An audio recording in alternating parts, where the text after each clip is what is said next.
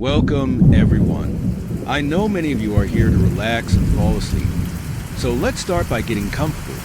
Close your eyes, take a deep breath, and let the tension from the day slip away. Whether you're listening from your bed or a cozy corner, I'm here to guide you into a world of gentle chills and eerie tales to help you drift off. Before we begin, feel free to comment where you're tuning in from. I'd love to know. Now, just relax, let your mind wander, and let's get started with tonight's story. 1. The shifting shadows. It was supposed to be a perfect escape. After months of being caught up in their hectic lives, Julia, Ethan, Claire, Alex, and Rachel had decided to rent a cabin deep in the woods. No phones, no internet, no distractions, just a peaceful weekend away from the chaos of the city. The cabin was remote, nestled between towering pines and surrounded by the dense quiet of nature. The place had an old charm, rustic but cozy, with a wide porch that faced the endless stretch of trees. It had been Julia's idea, a chance to reconnect with the people she had once been inseparable from. But from the moment they arrived, something felt off. The air was too still, the woods too silent, as if the forest itself was watching them.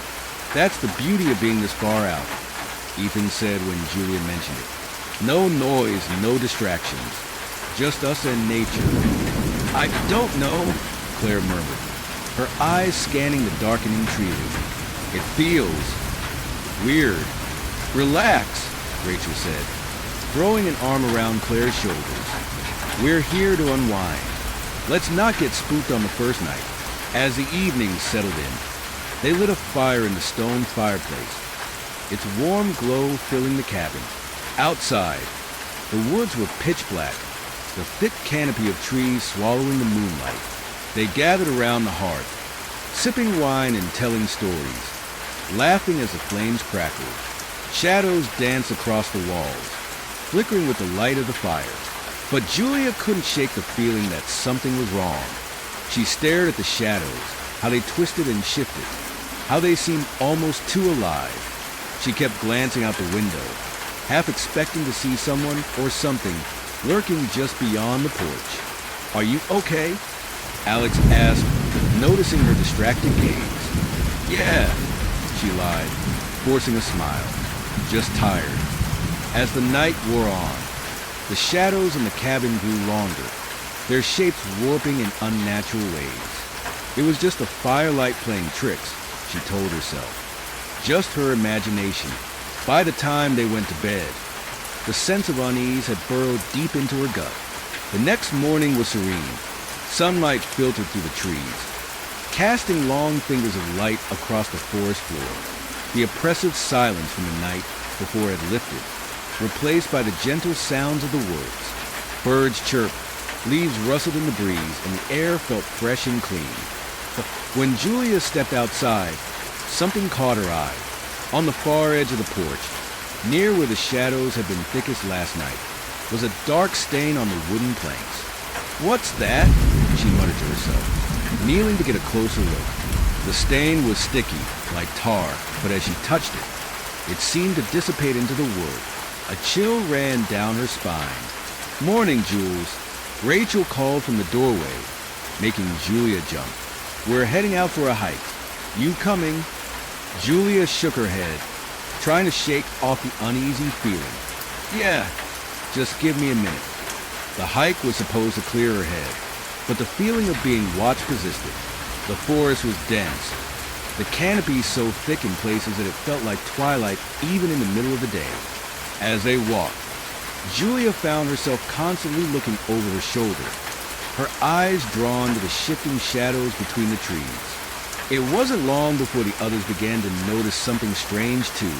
Does anyone else feel like we're not alone out here? Claire asked, her voice barely above a whisper.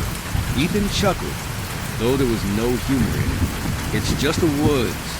Lots of things live out here. But Alex, who had been leading the group, suddenly stopped. Look at that, he said, pointing to the ground. There, stretching long and distorted across the dirt path, was a shadow, much larger than any of theirs. They all stared at it for a moment, confused. The shadow didn't match the trees around them. nor did it match their own figures. It was too long, too twisted. Maybe it's just, Ethan began, but he stopped as the shadows shifted, slithering across the ground like something alive. What the hell? Claire gasped, backing away. Before they could react further, the shadow vanished, as though swallowed by the earth. The group exchanged uneasy glances. "We should head back," Julia said, her voice tight with fear. By the time they returned to the cabin, the sky was growing dark again. The oppressive silence had returned, thicker than before, as if the forest was holding its breath. Inside the cabin, the fire was once again lit, and as night fell, the shadows returned longer, darker, more menacing. Julia couldn't stop watching them. They seemed to creep closer to the group, stretching across the floor, shifting in ways that the firelight couldn't explain. "I swear, the shadows are moving," Claire said, her voice barely audible as she hugged her knees to her chest. "Shadows move," Ethan replied, though even he sounded uncertain. "No," Claire insisted, pointing to the far corner of the room. "Look." They all turned to where she was pointing. There, in the farthest corner, was a shadow, tall and thin, not quite human in shape. It wasn't cast by anything in the room, and as they watched, it seemed to pulse, as though it was breathing. Rachel stood up, her face pale. "What is that?" No one answered. Then, before anyone could react, the shadow moved fast, too fast. It darted across the room and vanished into the darkness beyond the windows. The group was frozen, their eyes wide with fear. "Maybe it's some kind of animal," Alex said, though his voice shook. "A trick of the light." But Julia knew deep down that it was something far worse. That night, none of them slept.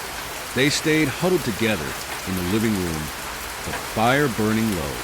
Outside, the shadows seemed to press against the windows, growing darker, more solid. Julia could feel them watching, waiting.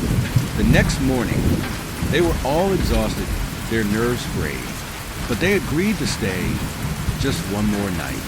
After all, it was probably nothing, just their imaginations running wild in the isolation of the woods. But by dusk, the sense of dread had returned, and when Ethan offered to go gather more firewood from outside, no one argued. They needed the warmth, the light. He didn't come back. At first, they thought he was playing a prank. Ethan loved to joke around, especially when things got tense. But as the minutes dragged on, and then hours, the reality began to set in. "Ethan," Alex called, stepping out onto the porch. His voice echoed in the silence, unanswered. Julia stared at the spot where Ethan had disappeared into the trees. She could feel it now, more clearly than before. The shadows were watching them, waiting to strike again. "We have to leave," she whispered. "Now." But leaving wasn't so easy. As they packed up to go, the shadows seemed to close in around the cabin. Every time they moved toward the door, something stopped them. A flicker of movement in the corner of their eye, a creeping darkness that filled the room like smoke. Then Claire was gone. One moment, she was there, standing near the window. The next, she had vanished, leaving only her distorted shadow behind on the floor, stretched long and thin, as though she had been swallowed by the darkness itself. Rachel screamed, backing into a corner, her eyes wide with terror. "What's happening? What's happening to us?" "I don't know," Alex shouted, panic seizing him. Julia stared at the shadow on the floor, her mind racing. She could feel the cabin closing in on them, the walls pressing tighter, the shadows growing darker, hungrier. "They're taking us," she said, her voice barely a whisper. One by one.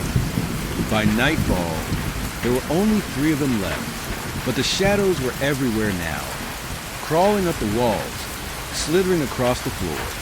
Julia could feel them breathing, could hear the faint whispers in the darkness. "They're coming for us," Rachel sobbed, clutching Julia's arm. "We have to get out of here." But it was too late.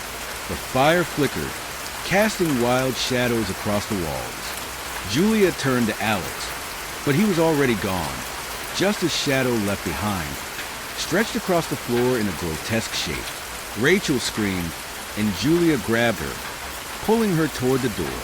But the shadows were faster. They lunged, wrapping around Rachel like a living thing, dragging her into the darkness. And then Julia was alone. The cabin was silent now, the fire nothing more than a faint glow. Julia stood in the center of the room, surrounded by shadows that writhed and twisted, mocking her. She could feel them closing in, could hear the faint whispers growing louder. And then, without warning, the shadows surged forward, engulfing her. The last thing she saw was her own shadow, distorted and twisted on the floor, as the darkness swallowed her whole. The cabin stood silent in the woods, the shadows once again still.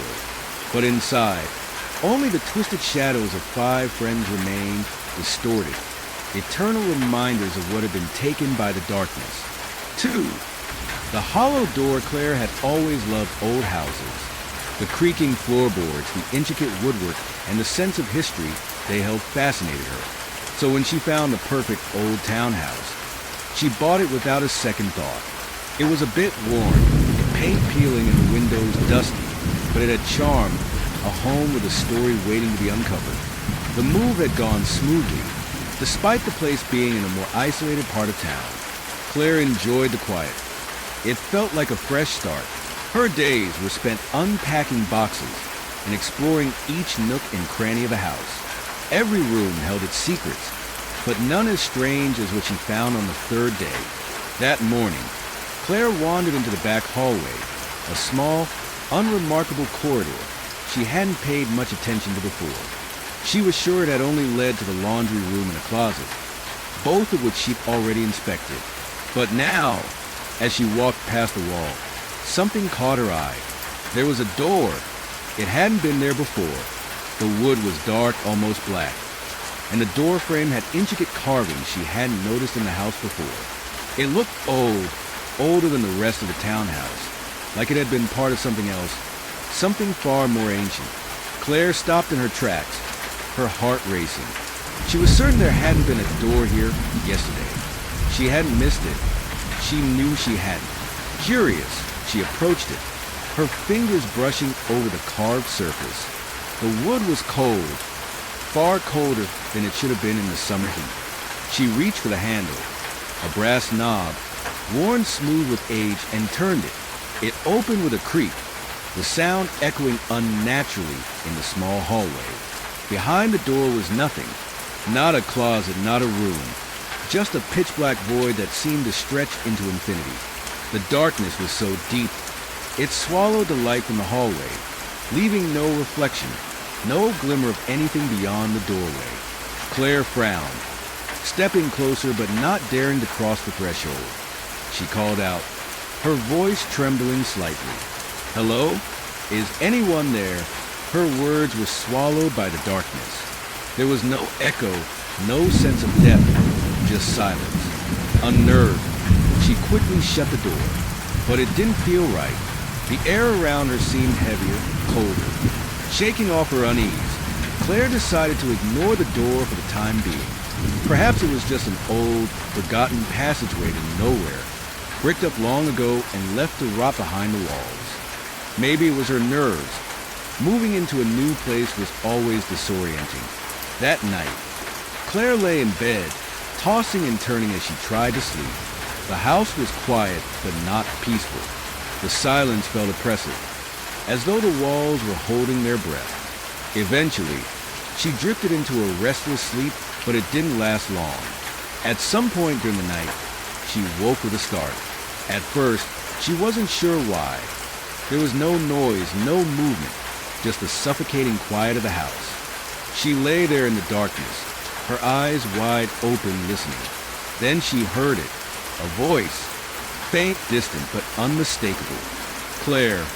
Her heart skipped a beat. It sounded like her mother's voice. "Claire, it's me. Come tu me." She sat up, her pulse quickening. It couldn't be. Her mother had died years ago, but the voice, soft, familiar, comforting, called to her again. "Claire, please. I need you." Without thinking, Claire climbed out of bed and made her way toward the hallway. Her feet moved on their own, as though something was pulling her, guiding her.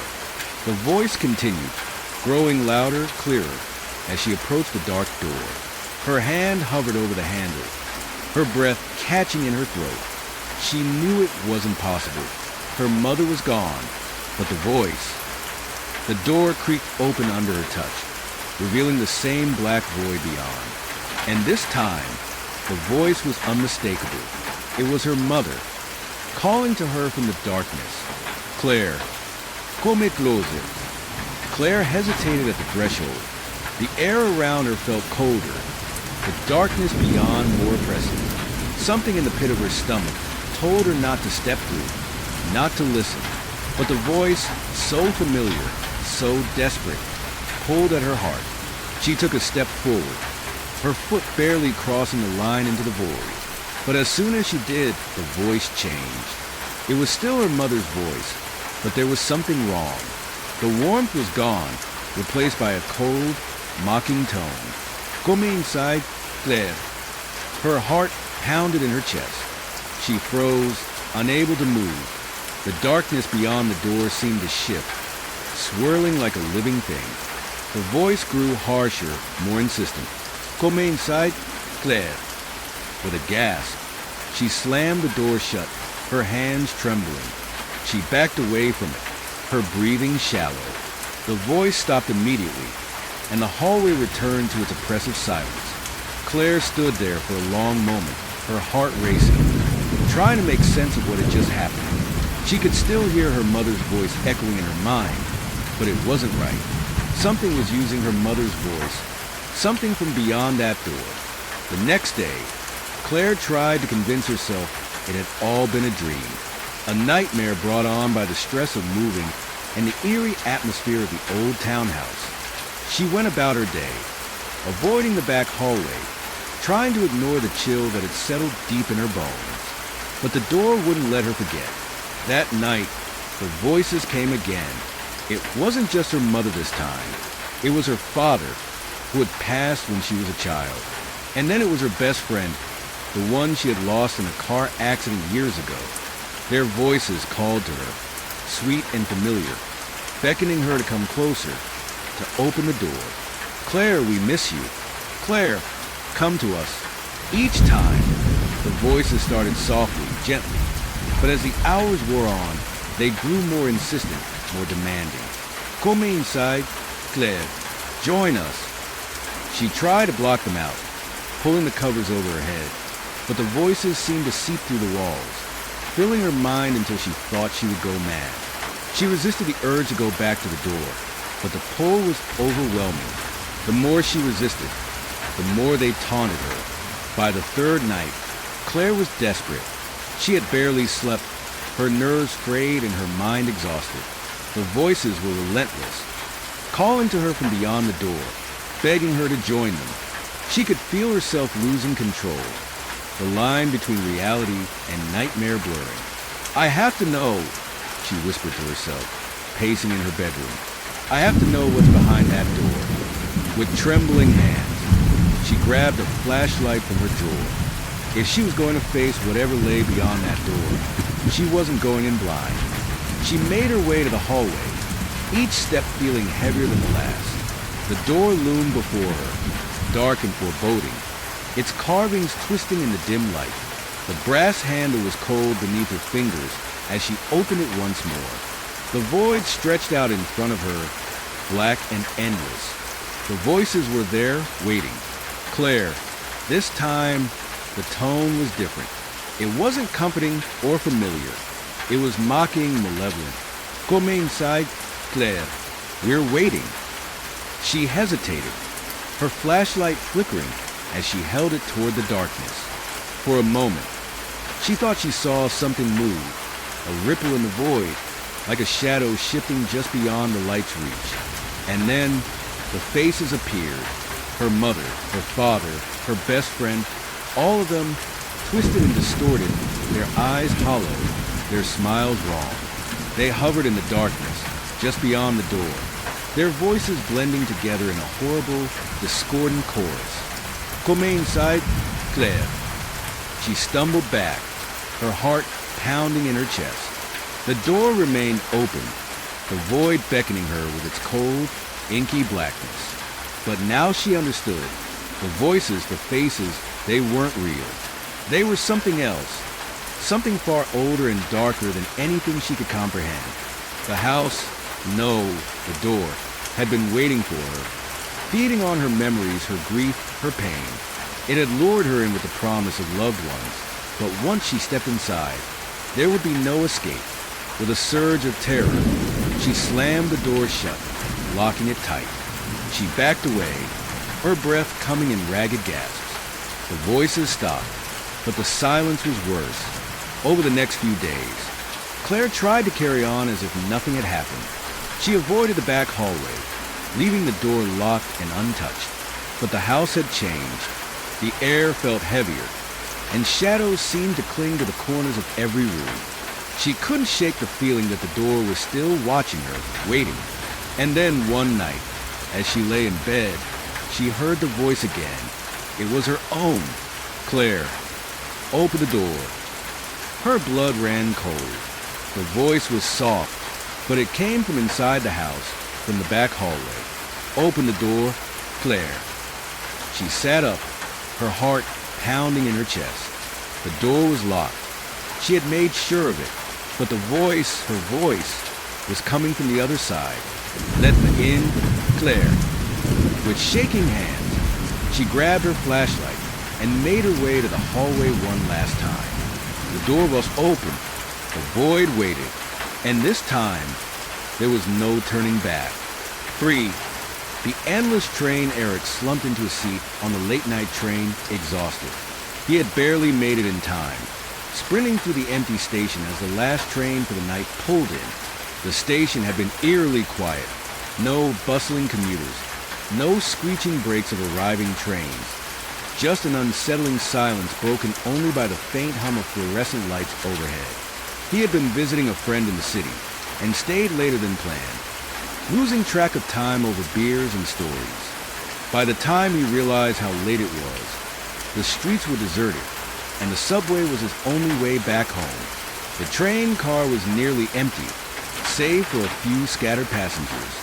A man in a worn trench coat sat hunched near the back, staring out the window into the darkness. Across from him, an older woman clutched a leather purse tightly to her chest, her lips moving as if whispering to herself. A couple sat a few rows ahead, their heads bowed together in silence. Eric settled into a seat by the window, gazing out into the night as the train pulled away from the station. The city lights quickly faded as the train slipped into the first of many tunnels. Darkness swallowed everything outside, and only the faint reflection of his own face stared back at him from the glass. He rubbed his eyes, trying to shake the creeping sense of unease that had settled over him. The train felt too quiet, the passengers too still. But it was late, and Eric figured everyone was just as tired as he was. He closed his eyes, letting the rhythmic clatter of the train lull him into a drowsy haze. But something felt wrong. The train wasn't stopping. Eric opened his eyes, glancing at his phone to check the time. He'd been on the train for nearly 20 minutes, but they hadn't reached the next station yet. Usually, the ride between stops only took a few minutes at most. Frowning, he looked out the window again, expecting to see the lights of the station up ahead. But there was nothing, just darkness. They were still in the tunnel. He shifted uncomfortably in his seat. Had he boarded the wrong train? No. He was sure he had taken the right line. But the longer he sat there, the more the strange feeling in his gut grew. The train continued to rumble forward, passing through an endless series of tunnels, each one darker than the last. Eric leaned forward, trying to catch the eye of the other passengers, but none of them seemed concerned. The woman across from him was still whispering to herself, her eyes wide and unfocused. The man in the trench coat hadn't moved, his face hidden beneath the brim of his hat, and the couple ahead seemed frozen in place, their heads bowed together as if in prayer. Eric se pas quicken. Something was wrong. Very wrong. He stood up, moving toward the nearest door, hoping to catch a glimpse of where they were. But as he peered out the window, there was nothing, no lights, no signs of an approaching station, just more tunnels stretching into infinity. He turned to the woman nearby. "Excuse me," he said, his voice shaky. "Do you know when the next stop is?" She didn't respond. Her lips kept moving, whispering that strange, unintelligible chant under her breath. Eric leaned closer, trying to make out the words, but they were in a language he didn't recognize. It wasn't English, nor any other language he had ever heard. "Ma'am," he said again, a little louder this time, but she still didn't acknowledge him. Her eyes stared blankly ahead, her fingers clutching her purse as though it were the only thing keeping her grounded. Unease turned to panic. Eric moved down the aisle, looking for anyone who would talk to him. The man in the trench coat, the couple, none of them responded to his questions. They were all whispering now, the same strange chant that filled the air, rising and falling in a rhythmic, eerie cadence. He was the only one not speaking. "What the hell is going on?" Eric muttered to himself, backing away from the passengers. Suddenly, the train plunged into a tunnel even darker than the others, and the dim lights inside the car flickered, casting long, unnatural shadows across the walls. The train groaned as it sped forward, the wheels screeching as if it were being dragged against its will through the darkness. Eric's breathing quickened. This wasn't right. None of this was right. He made his way to the front of the car, hoping to reach the conductor. Maybe this was all some strange malfunction. Maybe the conductor could explain why they hadn't stopped, why the passengers were acting like they were in a trance. But as Eric reached the door to the next car, it wouldn't budge. He pushed and pulled, but the handle was locked tight. Panic surged through him.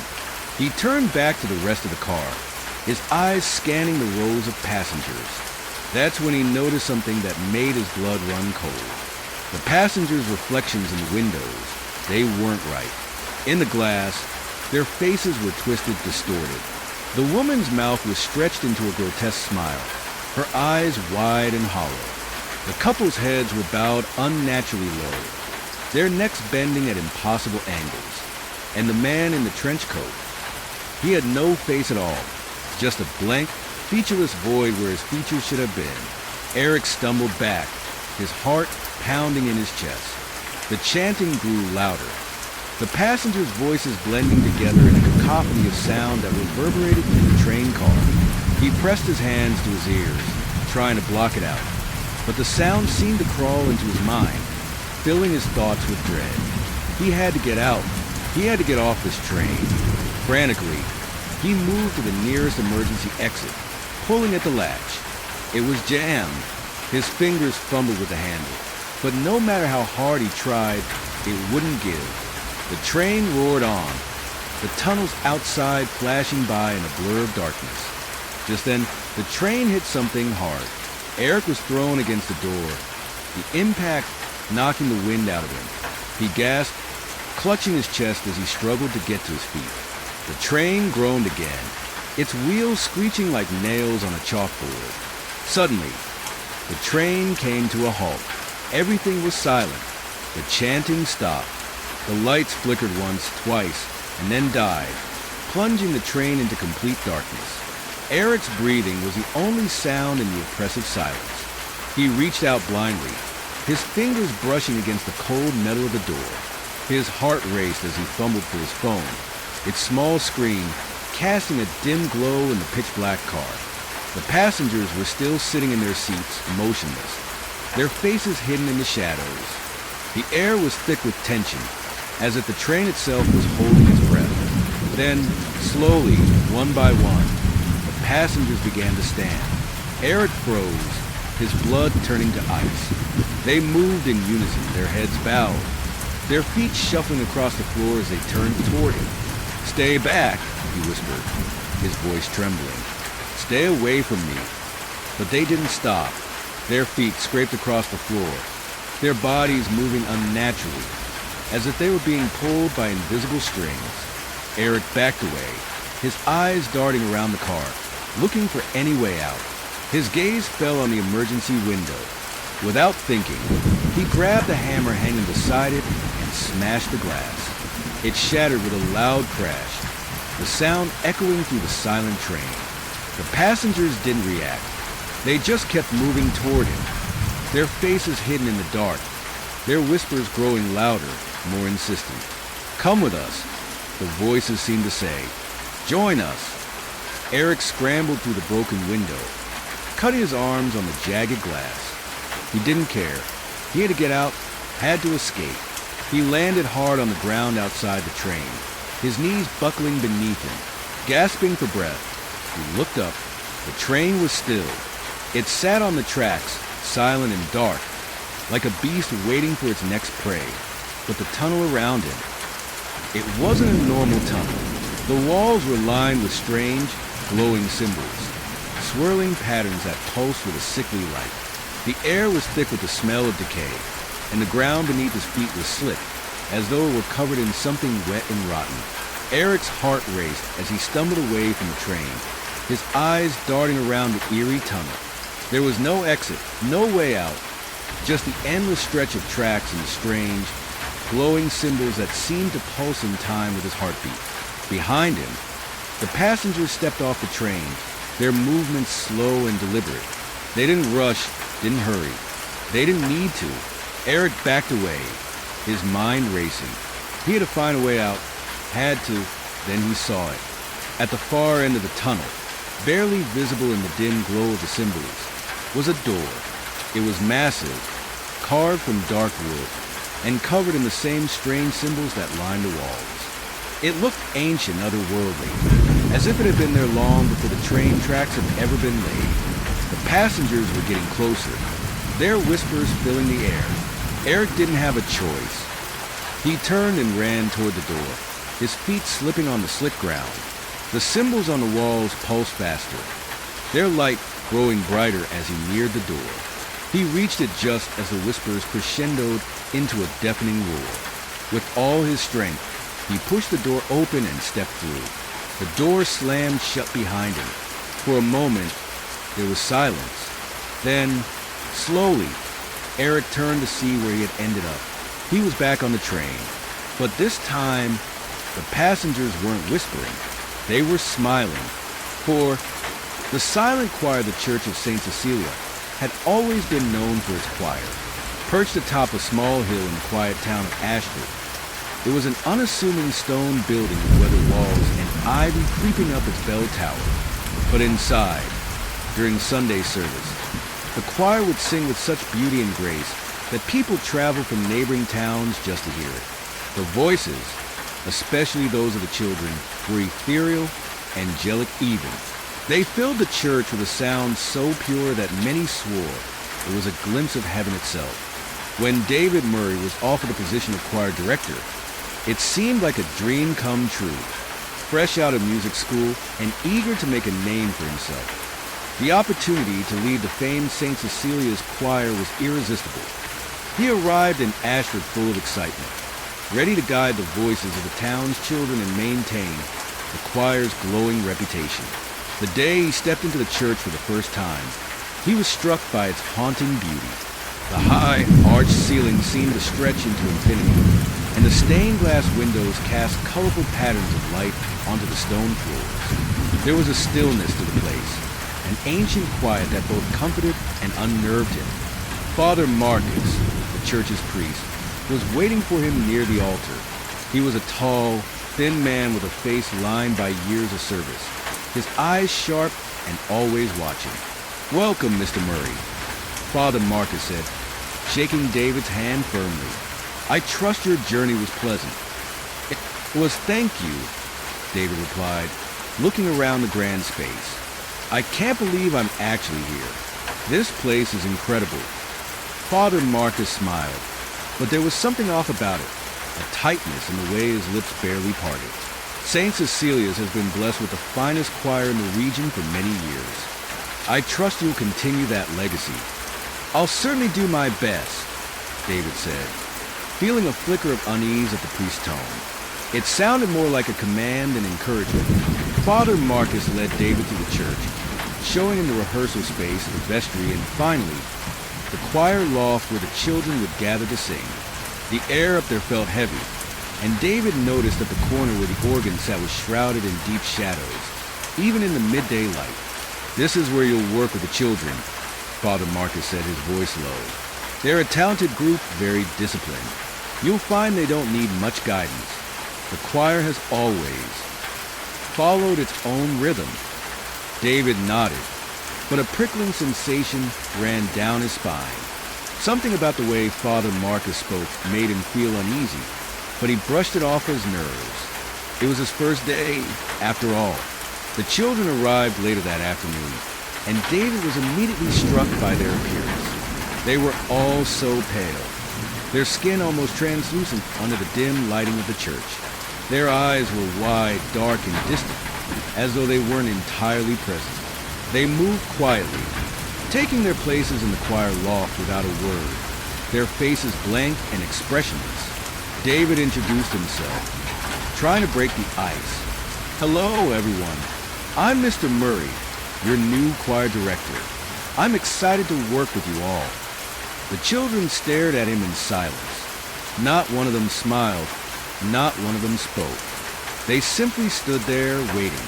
"All right then," David said, clearing his throat. "Let's begin with something simple. Do you know Ave Maria?" Without any cue, the children began to sing. David Fuzet. The sound that filled the church was unlike anything he had ever heard. It was beautiful, too beautiful. The voices that emerged from the children's lips were perfect, each note pure, each harmony flawless. But something was wrong. The voices didn't match the children in front of him. They were too full, too mature, as though they belonged to someone or something far older. He watched them closely as they sang, and that's when he noticed it. Their lips were barely moving. Some weren't moving at all. The sound filled the air, but the children weren't singing. David's heart began to race. How could this be happening? The voices were everywhere, swelling and echoing off the church walls. But they didn't seem to come from the children. It was as if the sound was coming from the very walls of the church itself. "Stop," he said, his voice barely a whisper. The singing ceased immediately, plunging the church into a thick, oppressive silence. The children stared at him with those dark, empty eyes. David took a deep breath, trying to steady himself. Let's try something else," he said, forcing a smile. "Maybe a different song." The children didn't respond. They simply waited. Do you know Panis Angelicus?" Again, without any signal, the choir began to sing. And once again, the voices were wrong. This time, they were deeper, richer, the harmonies more complex than before. The sound filled the air, but the children's lips remained still, their faces emotionless. David felt a cold sweat trickle down his back. He glanced toward the shadows in the corner, where the organ sat unused. For a moment, he thought he saw something movement, a flicker of darkness shifting unnaturally. But when he looked again, there was nothing. The voices grew louder, more insistent, echoing off the high ceilings. The children's faces remained blank, their eyes staring straight ahead, unblinking. "Enough!" David shouted, his voice cracking. The singing stopped. David's pulse pounded in his ears. His hands trembled as he gripped the edge of the choir loft railing. "Father Marcus," he whispered to himself. "I need to talk to Father Marcus." David found Father Marcus in the rectory, sitting at a small wooden desk, his hands folded neatly in front of him. "I need to talk to you," David said, his voice shaking. Father Marcus looked up, his sharp eyes studying David with a calm intensity. "Is something wrong, Mr. Murray?" "The children," David stammered. "They're not singing. I mean, their voices. It's not them. It's something else. The voices don't match. It's like they're coming from somewhere else." Father Marcus stood slowly, his expression unreadable. The choir has always had a certain Magic immerse. It is what draws people to our church. The voices you hear are the voices that have always been here. David stared at him, confused. What do you mean? This isn't normal. There's something wrong with them. The children aren't singing, they're just standing there. The sound is coming from somewhere else, from something else. Father Marcus stepped closer, his face inches from David's. The voices you hear are older than you could ever imagine. They belong to the church. They have always belonged to the church. David backed away, his heart racing. What are you talking about? There is power in music, Mr. Murray. The kind of power that draws people in, that keeps them coming back. The choir at St. Cecilia's is not just famous because of its beauty. It is famous because it touches something deeper, something ancient. David's skin crawled as Father Marcus continued, his voice low and sinister. The voices you hear belong to those who have been here long before you or I. They are the true choir. The children, they are merely vessels. David shook his head, trying to make sense of what he was hearing. Vessels? What are you saying? Are you using the children? Are they in danger? Father Marcus smiled, but it was cold, devoid of any warmth. The children are not harmed. They are blessed. They are part of something eternal. David's stomach churned. I won't be a part of this, he said, his voice trembling. I can't. Father Marcus's eyes darkened. You've already become a part of it, Mr. Murray. Once you've heard the voices, they never leave you. That night, David lay in his small room, unable to sleep. The shadows in the corners seemed darker, deeper, like they were watching him. The memory of the children's blank faces and the disembodied voices echoed in his mind, refusing to let him rest. He wanted to leave, to pack his things and run as far from Ashford as possible.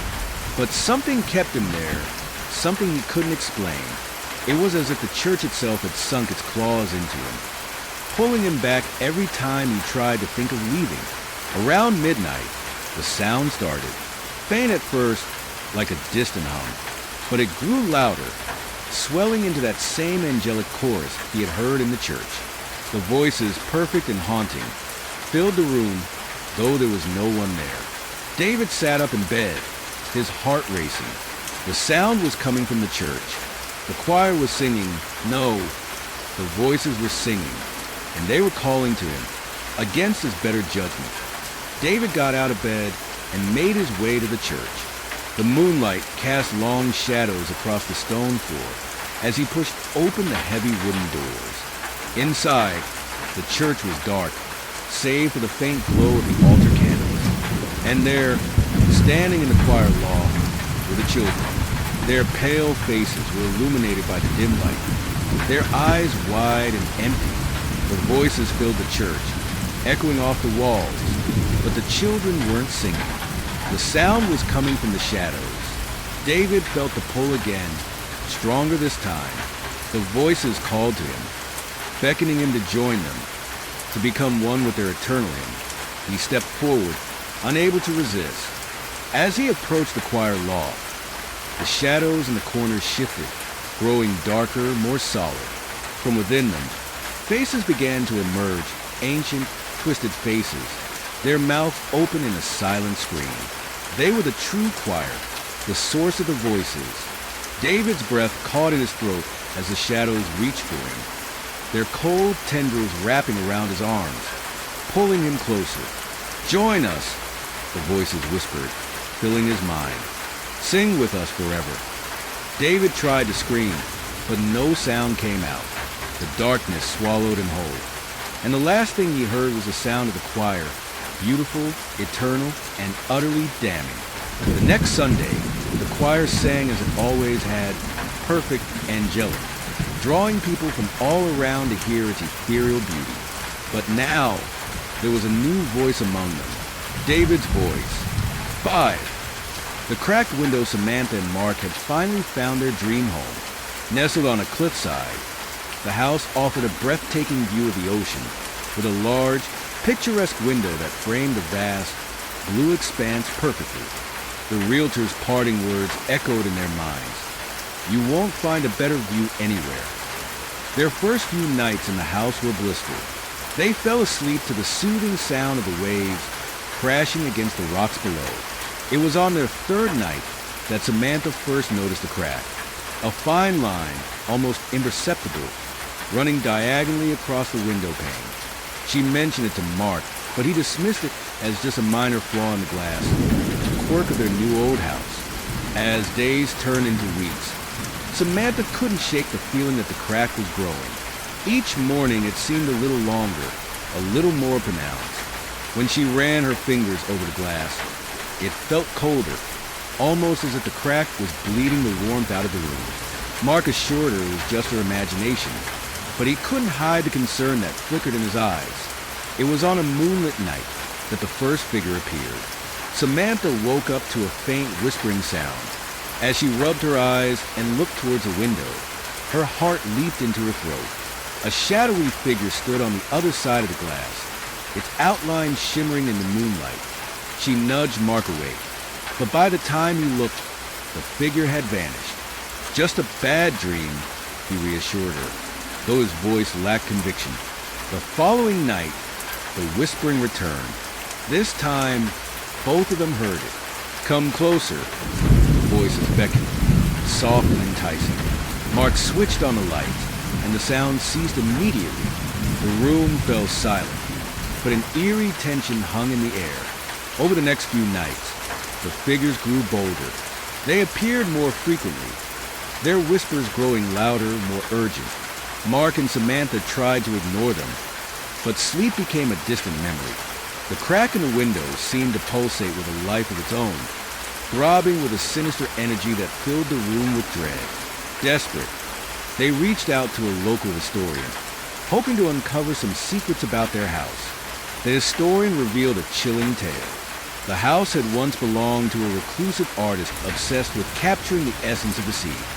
He had vanished mysteriously, leaving behind his final unfinished masterpiece, a large glass window intended to capture the perfect view. Legend had it that he had found a way to trap the sea within the glass, but at a terrible cost. The whispers grew louder, more insistent, filling their minds with visions of drowning in dark, icy waters. The figures in the glass pressed their hands against the window, their eyes filled with a hunger that terrified Samantha and Mark.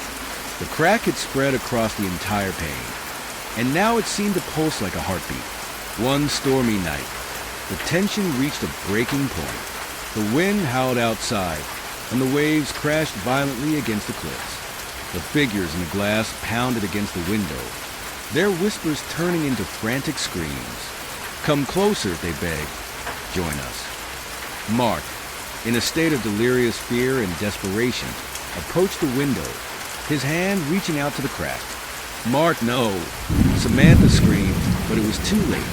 The moment his fingers touched the glass, the window shattered with a deafening roar. Instead of shards of glass, the room was filled with a chilling mist that enveloped Mark. Samantha watched in horror as his body was pulled into the window, disappearing into the swirling fog. The figures, now clearer and more menacing than ever, reached out to her, their whispers now a cacophony of pleading and threats, summoning all her strength. Samantha fled the house, the mist and voices trailing behind her. She never returned to the house on the cliff, but the memory of the whispers and the crack that led to something far worse than a shattered window pane haunted her dreams forever.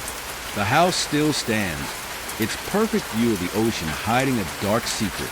And if you listen closely on a stormy night, you can still hear the whispers calling from the window, begging for someone to come closer. 6.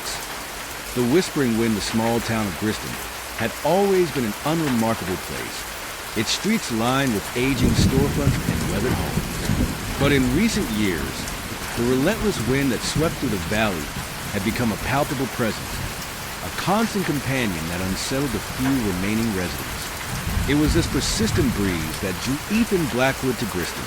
As an avid hiker and outdoorsman, he was intrigued by the reports of the strange, whispering wind that carried tales of the dead, eager to experience it for himself. He packed his gear and set out for the isolated town, his curiosity piqued by the unsettling rumors. The moment Ethan arrived in Griston, he could feel the difference in the air. The wind seemed to have a life of its own, swirling and gusting with an eerie intensity.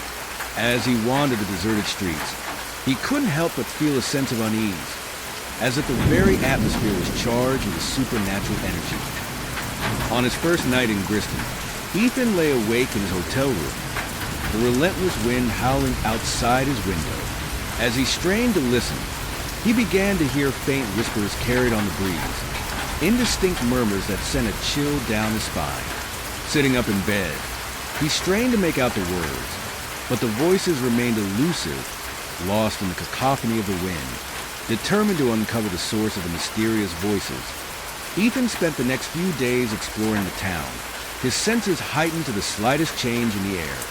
He visited the local library, poring over old newspapers and historical records, but found little information about the town's past or the peculiar phenomenon of the whispering wind. It was during one of his walks through the town's small cemetery that Ethan first began to notice the grave sites.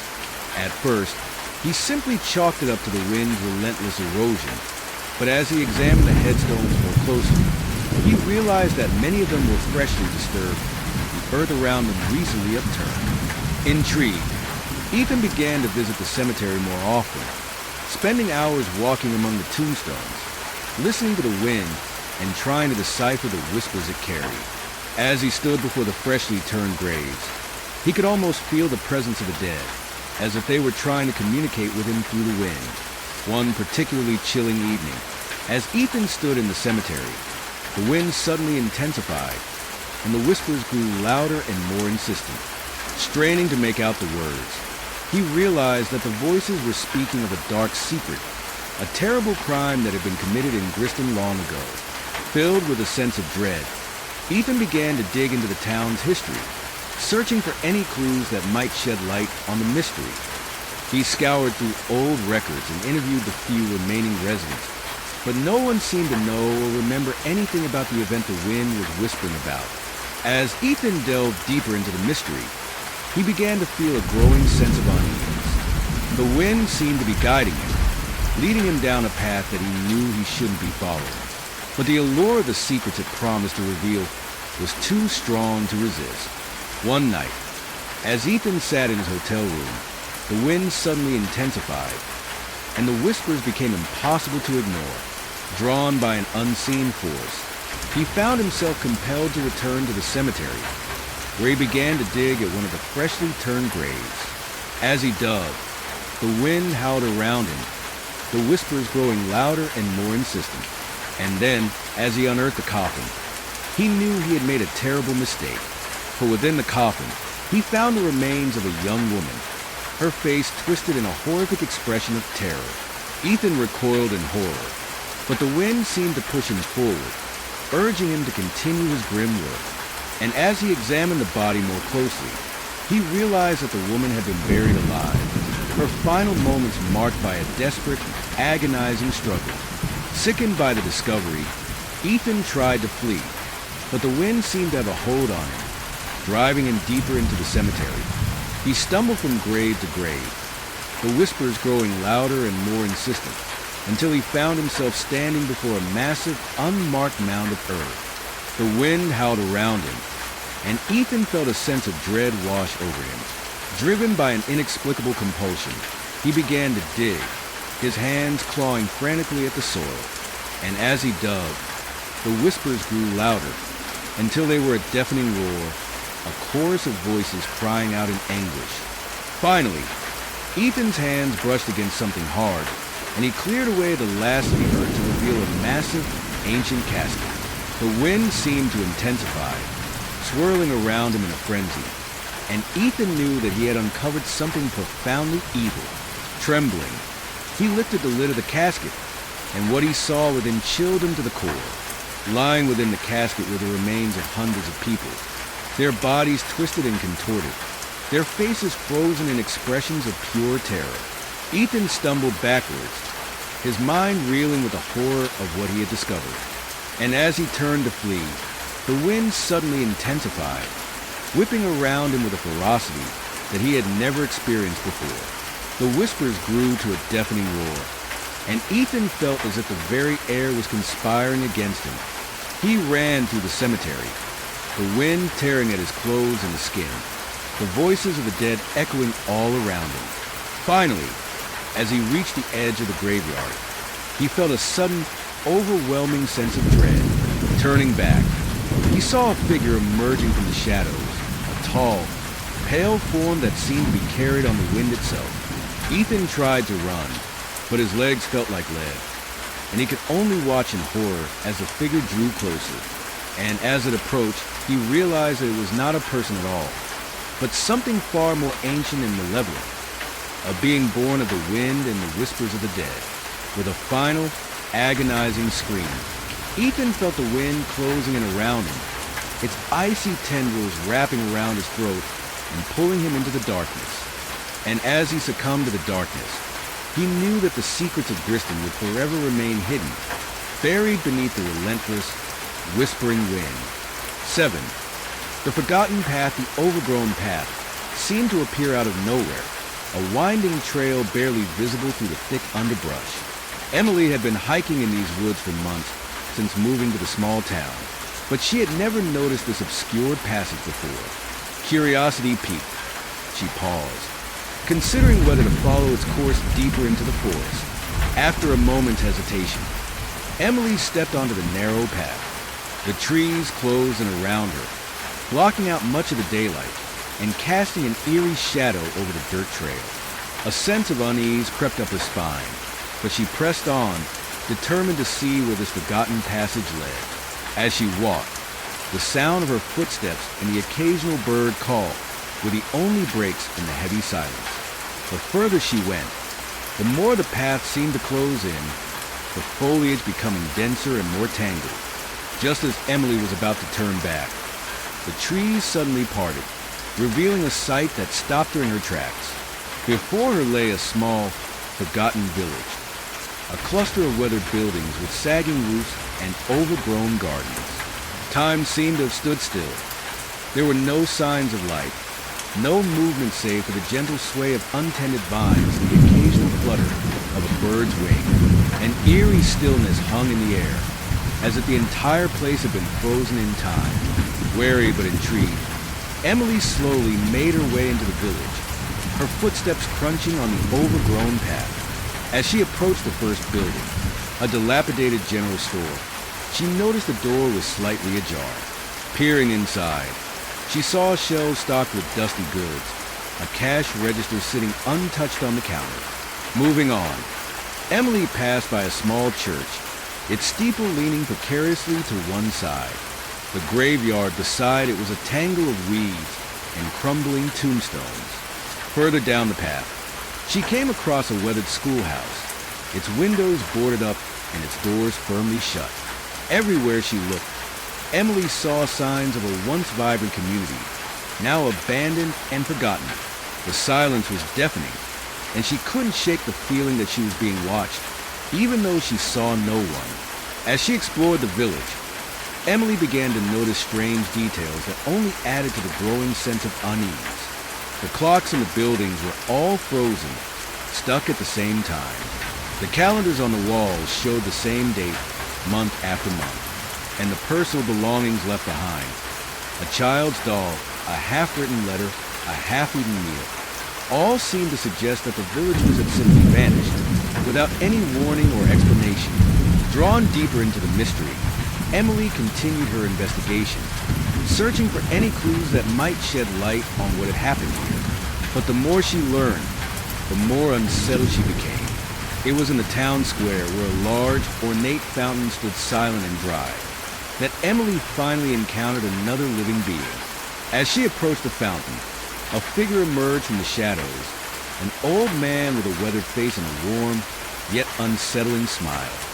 "Welcome, my dear," he said, his voice soft and gentle. "We've been expecting you." Emily froze, her heart pounding in her chest. "Expecting me? What do you mean?" The old man chuckled, his eyes twinkling with a strange, almost mischievous light. "We've been waiting for someone like you to come and join us. This village has been so lonely, you see. Join you, Emily asked, her voice trembling. What are you talking about? What happened to this place? The old man's smile widened, and he gestured to the empty, forgotten buildings around them. Time has simply stopped, my dear. We're all trapped here, frozen in this moment, waiting for someone to find us and stay. Emily's blood ran cold as the realization dawned on her. Trapped? You mean you're all dead? The old man shook his head, his smile never wavering. Not dead, my dear. Just stuck, frozen in time, unable to move on. And now, you're here with us. Emily backed away, her mind racing. No, primekan, I have to get out of here. This isn't real, it can't be. But as she turned to flee, she found her path blocked by more figures, emerging from the shadows like apparitions. They were all smiling, their faces frozen in expressions of serene contentment, as if they were trapped in some eternal, blissful dream. Please don't leave, the old man said, his voice barely above a whisper. We've been so lonely, waiting for someone to join us. Stay and be part of our family. Emily's heart pounded in her chest as the villagers closed in around her, their smiles unwavering, their eyes empty and soulless. She could feel the weight of their presence, the suffocating stillness of the air. She knew that there was no escape. As the villagers reached out to her, their icy fingers brushing against her skin, Emily let out a scream that echoed through the forgotten village, carried away by the silent, unrelenting wind. 8. The silent game, the flickering candlelight, cast eerie shadows across the faces of the 5 children huddled in the darkened living room. Emma, the young babysitter, watched them with a mixture of affection and unease as she set the old brass bell down on the coffee table. All right, everyone, she said, her voice low and soothing. It's time to play the silent game. The children's eyes widened with excitement, all except for little Olivia, the youngest at just 6 years old. She shifted nervously in her seat, her gaze darting around the room. The rules are simple, Emma continued. We'll turn off the lights, and you all have to stay completely silent until you hear the bell ring. No talking, no moving around, nothing. Understand? The children nodded eagerly, even Olivia, who seemed to be summoning her courage. Excellent. Let's begin. With a flick of the switch, the room plunged into darkness. Emma could hear the children's breathing, the occasional shuffle of a foot, but otherwise silence reigned. Tick, tick, tick.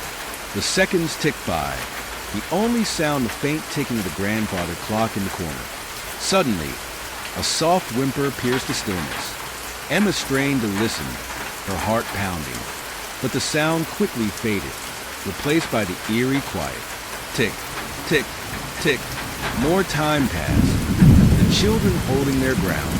Emma could feel the tension building, the air thick with anticipation. And then, without warning, a loud crash shattered the silence, followed by a chorus of startled gasps. Emma fumbled for the light switch, flooding the room with warmth and illumination. Her children stared back at her, their eyes wide with fear. Olivia was gone. The following days were a blur of police investigations, frantic searches, and hushed whispers. The other children refused to speak about what had happened that night, their lips sealed as if by some unbreakable vow. Emma, racked with guilt and haunted by the memory of Olivia's disappearance, could only watch helplessly as the case went cold, the authorities unable to find any trace of the missing girl.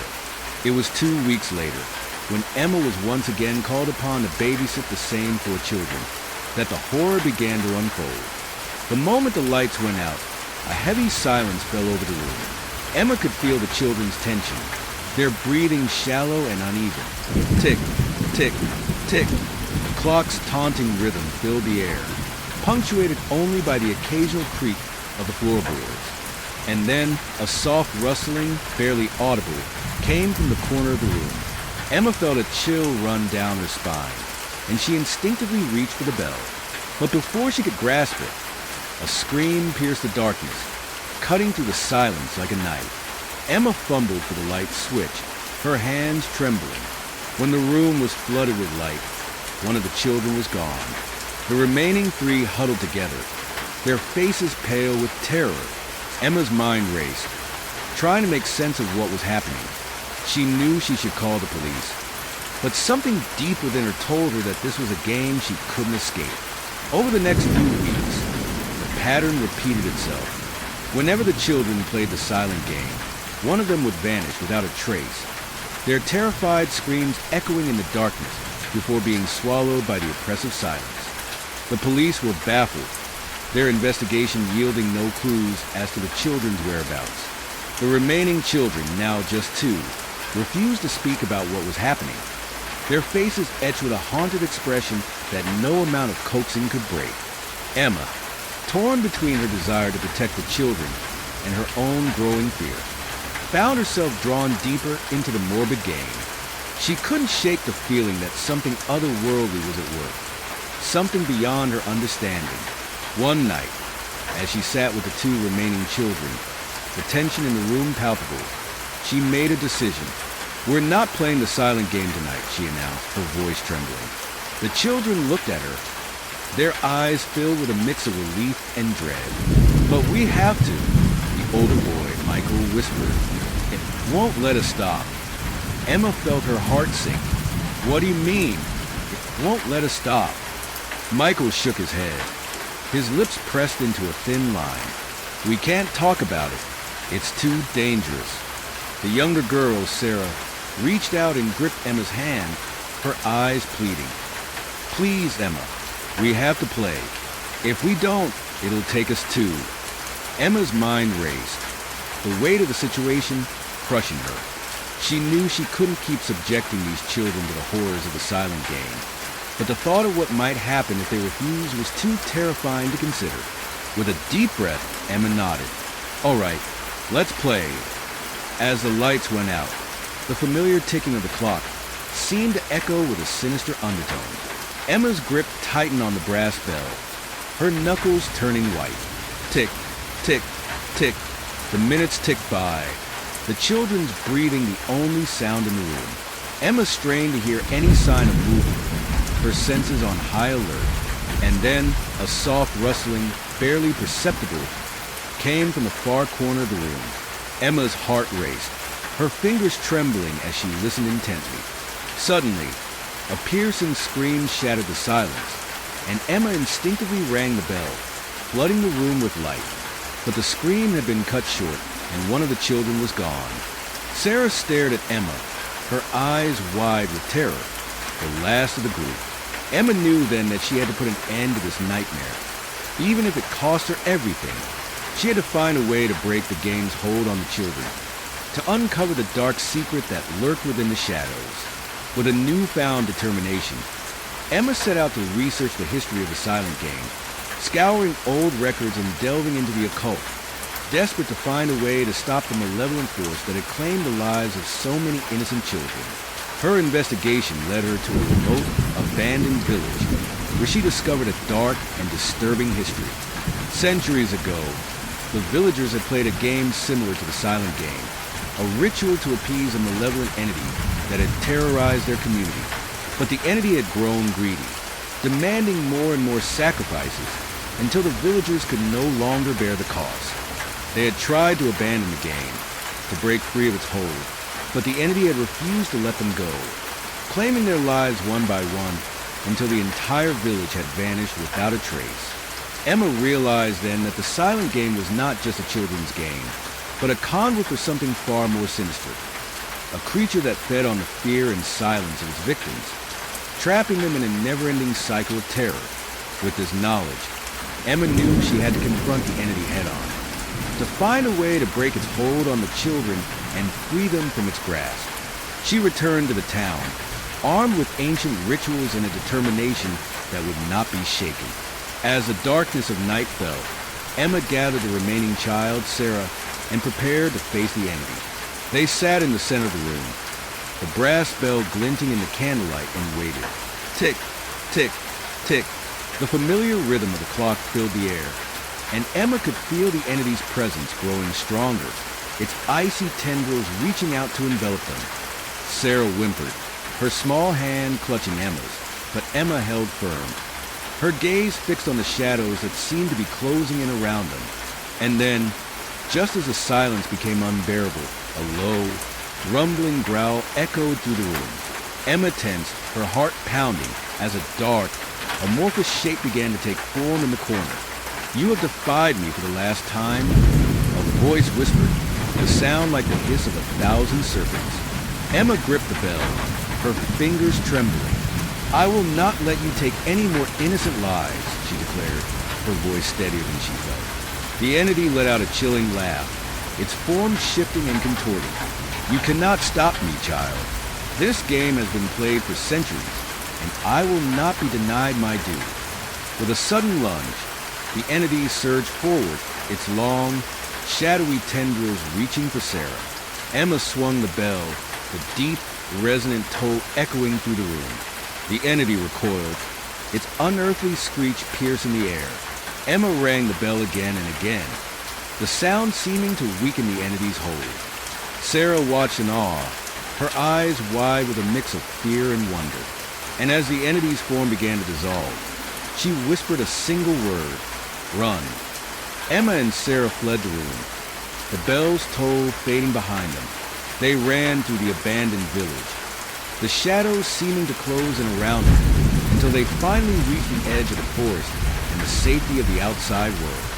In the days that followed, the authorities discovered the remains of the missing children, their bodies found in the forgotten village, their faces frozen in expressions of pure terror.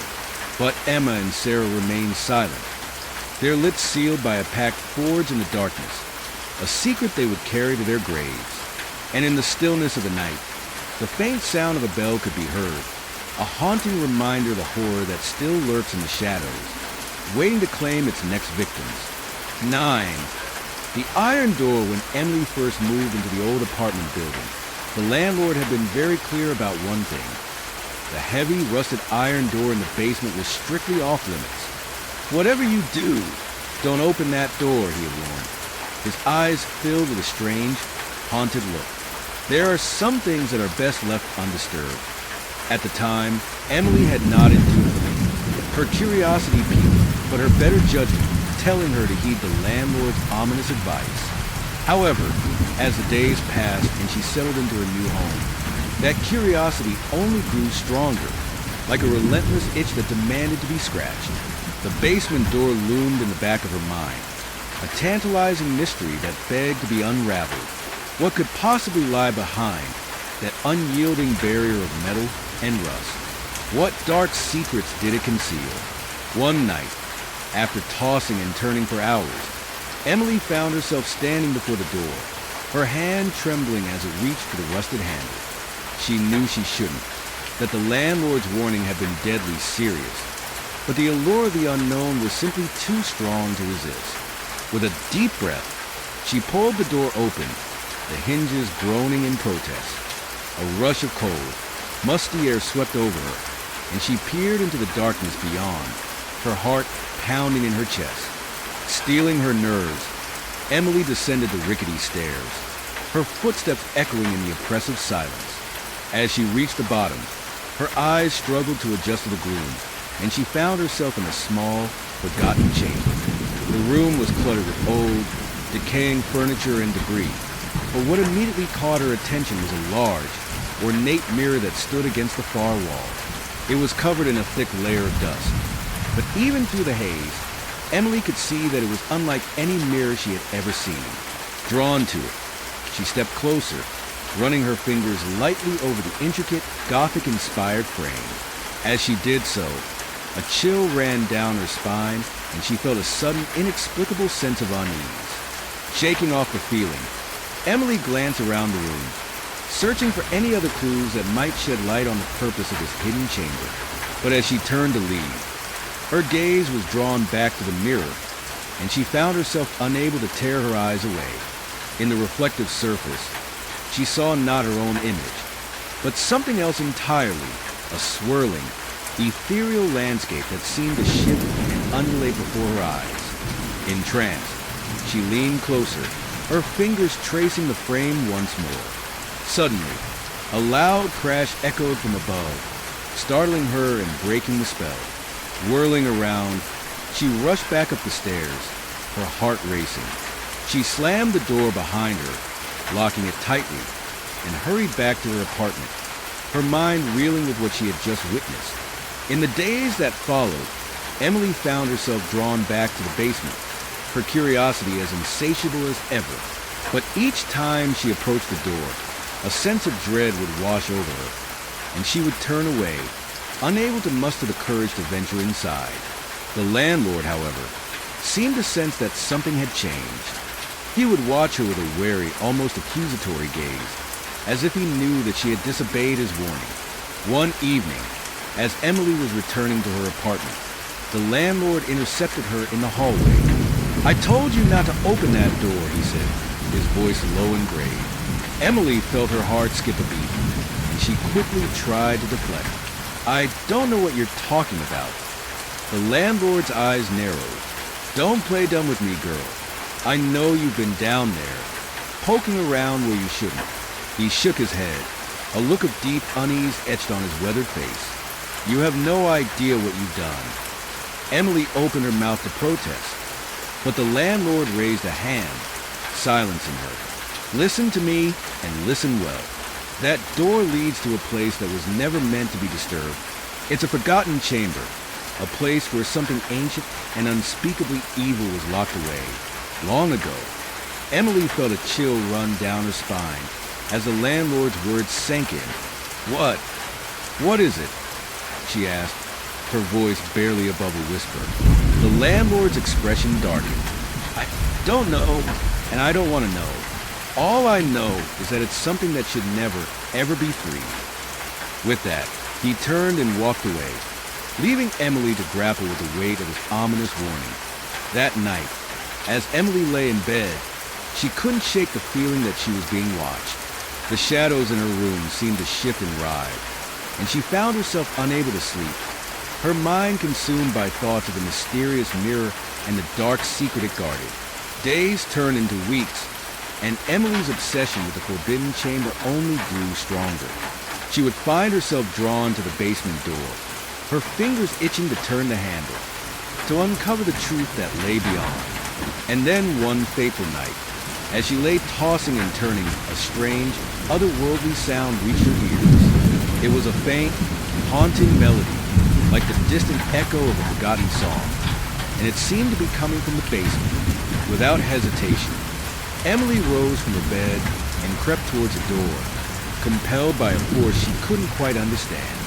As she descended the stairs, the melody grew louder, its haunting beauty sending shivers down her spine. When she reached the chamber, she saw that the mirror was glowing, its surface shimmering with an unearthly light. And as she drew closer, she realized that the melody was emanating from the mirror itself, as if the very glass was singing. Entranced, Emily reached out, her fingers tracing the frame once more. But this time, as she touched the mirror, the world around her seemed to shift and distort, and she found herself pulled into a swirling, ethereal landscape she had seen before. The chamber vanished, replaced by a vast, otherworldly expanse that seemed to stretch out endlessly in every direction. The sky was a sickly, pulsating shade of green, and the ground beneath her feet was covered in a thick, viscous substance that clung to her skin. As Emily looked around, she realized that she was not alone. Twisted, grotesque creatures lurched and slithered through the eerie landscape, their movements unnatural and unsettling. And in the distance, she could see a massive, towering structure, its architecture unlike anything she had ever seen. Filled with a growing sense of dread, Emily turned to flee. But something seemed to hold her in place, an invisible force that refused to let her go. She tried to scream, to call for help, but no sound escaped her lips, as if the very air had been stolen from her lungs. And then, a voice whispered in her ear, sending a shiver down her spine. "Welcome, child. We've been expecting you." Emily whirled around, her eyes searching the darkness, but she saw no one. The voice seemed to be everywhere and nowhere at once, a haunting, ethereal presence that filled her with a sense of pure, unadulterated terror. "W, who are you?" she managed to choke out, her voice trembling. The voice let out a bone-chilling laugh, its echoes reverberating through the twisted landscape.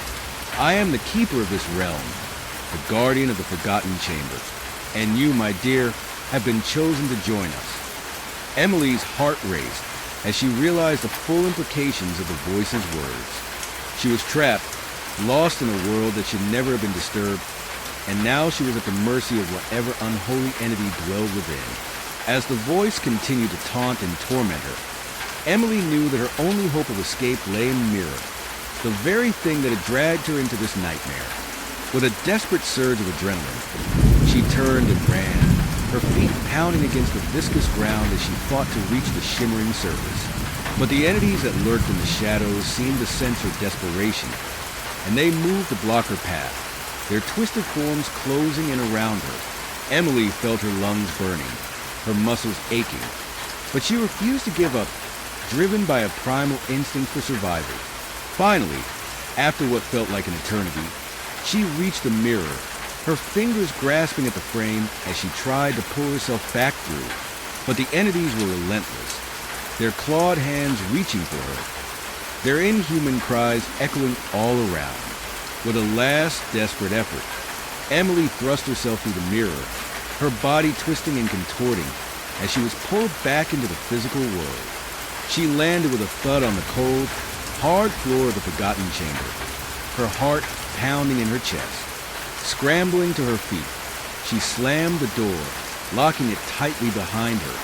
She could hear the entities on the other side, their cries of rage and frustration reverberating through the chamber, but she didn't stop to listen. Without a moment's hesitation, she fled the building, her mind consumed by the horrific experiences she had just endured. And as she ran, she knew that she could never return, that the dark secret of the Forgotten Chamber must remain locked away forever. In the days that followed, Emily struggled to come to terms with what had happened, her dreams haunted by the twisted creatures and the eerie, disembodied voice. She knew that she had to warn the landlord, to tell him what she had discovered, but a part of her feared that he would never believe her. And then one night, as she lay in bed, she heard a faint, familiar sound, the haunting melody that had drawn her into the mirror's grasp. Filled with dread, she rose from her bed and crept towards a window, her heart pounding in her chest. Outside, she saw the landlord standing in the street, his gaze fixed on the old apartment building. And as she watched, the melody grew louder, its ethereal beauty tinged with a sinister undertone. Without warning, the landlord turned and looked directly at her, his eyes filled with a horrified realization. And in that moment, Emily knew that the dark secret of the Forgotten Chamber had been unleashed, and that no one was saved. 10. The cursed violinist Isabelle Dubois had always been haunted by the sound of her instrument. From the moment she first picked up a violin as a child, she had been drawn to its rich, sonorous tones, captivated by the way the strings seemed to speak to her very soul. But as Isabelle rose to fame, playing sold-out concerts around the world, she began to sense a dark presence growing stronger with each performance. The melodies she coaxed from the instrument became increasingly intense, almost otherworldly, as if the violin itself was imbued with a supernatural power. The unsettling sensation only intensified when, shortly after her uncle's passing, Isabelle received a strange bequest, an ancient, elaborately carved violin that had been in her family for generations. The instrument was a marvel, its craftsmanship exquisite, and the moment Isabelle drew the bow across the strings, she was mesmerized by its haunting, almost unearthly tone. Yet, as Isabelle began to incorporate the violin into her performances, she found herself increasingly unsettled by its effect on both her and her audience. The music she played seemed to take on a life of its own, swelling and ebbing with a primal, almost hypnotic intensity. And with each concert, she sensed a growing, ominous presence, as if the very air around her was charged with a dark energy. One night, as Isabelle lay in bed, the violin resting on a stand beside her, She was startled awake by the sound of the instrument playing on its own. The haunting melody filled the room, and as Isabel listened transfixed, she could feel the hairs on the back of her neck standing on end. Overcome with a sudden, inexplicable dread, Isabel leapt from the bed and rushed to the violin. But as she reached for it, the music abruptly ceased. She stood there, trembling, her heart pounding in her chest, and as she gazed at the instrument, she swore she could see a faint, sinister glow emanating from its polished surface. From that night on, Isabel found herself unable to escape the violin's hold. Wherever she went, the unsettling presence seemed to follow, and the more she played the instrument, the more it seemed to exert control over her. Her performances became increasingly intense, the music reaching a fever pitch that left audiences stunned and enthralled. But Isabel could feel the darkness growing stronger, a malevolent force that threatened to consume her. One evening, as Isabel was preparing for a prestigious concert, she found herself drawn to the violin, her fingers caressing the elaborately carved surface. As she lifted the instrument and drew the bow across the strings, a surge of power coursed through her, and she began to play with a fervor she had never experienced before. The music that filled the concert hall was unlike anything the audience had ever heard, a captivating, almost hypnotic symphony that seemed to weave a spell over everyone present. Isabel lost herself in the music, her body moving with a primal, almost supernatural grace as she played. But as the final notes faded, a hush fell over the crowd, and Isabel looked out to see a sea of faces frozen in a strange, almost trance-like state. Unnerved, she hurried off the stage, the violin clutched tightly in her hands. In the days that followed, Isabel found herself increasingly drawn to the violin, unable to resist its siren call. She would spend hours playing, lost in the mesmerizing melodies, and each time, she could feel the dark presence growing stronger. One night, as she sat in her apartment, the violin resting in her lap, a strange sensation came over her. She felt a sudden, inexplicable urge to play, and before she knew it, her fingers were moving across the strings, coaxing forth a haunting, otherworldly tune. As the music filled the room, Isabel felt a shift in the very fabric of reality. The air seemed to thicken, and she could sense a presence, a malevolent force that seemed to be drawn to the sound of the violin. Terrified, she tried to stop playing, but the instrument refused to be silenced. The melody grew in intensity, and Isabel found herself unable to break free from its grasp. She could feel the darkness closing in around her, a suffocating, oppressive force that threatened to consume her.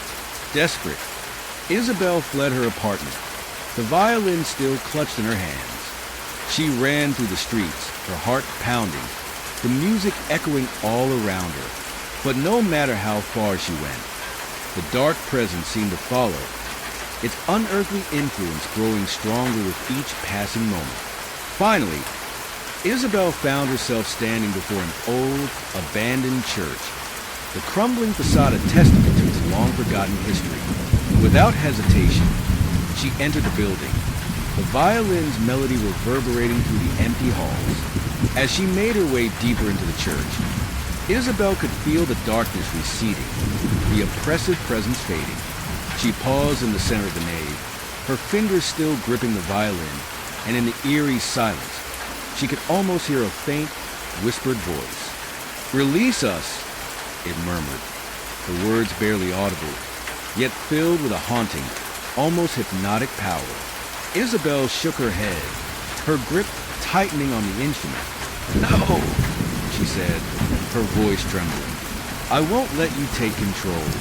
The voice grew louder, its tone more insistent. "You cannot resist us. The violin is ours, and you are ours to command." Isabel felt a surge of panic, the weight of the violin in her hands suddenly unbearable. She knew she had to find a way to break the instrument's hold, to sever the connection between herself and the dark forces that had ensnared her. Without hesitation, she raised the violin over her head and brought it crashing down onto the hard stone floor. The wood splintered, the strings snapping with a sharp, discordant twang, and Isabel watched in horror as a swirling, Ethereal mist began to seep from the broken fragments. The voice let out a bone-chilling wail, its unearthly pitch reverberating through the church.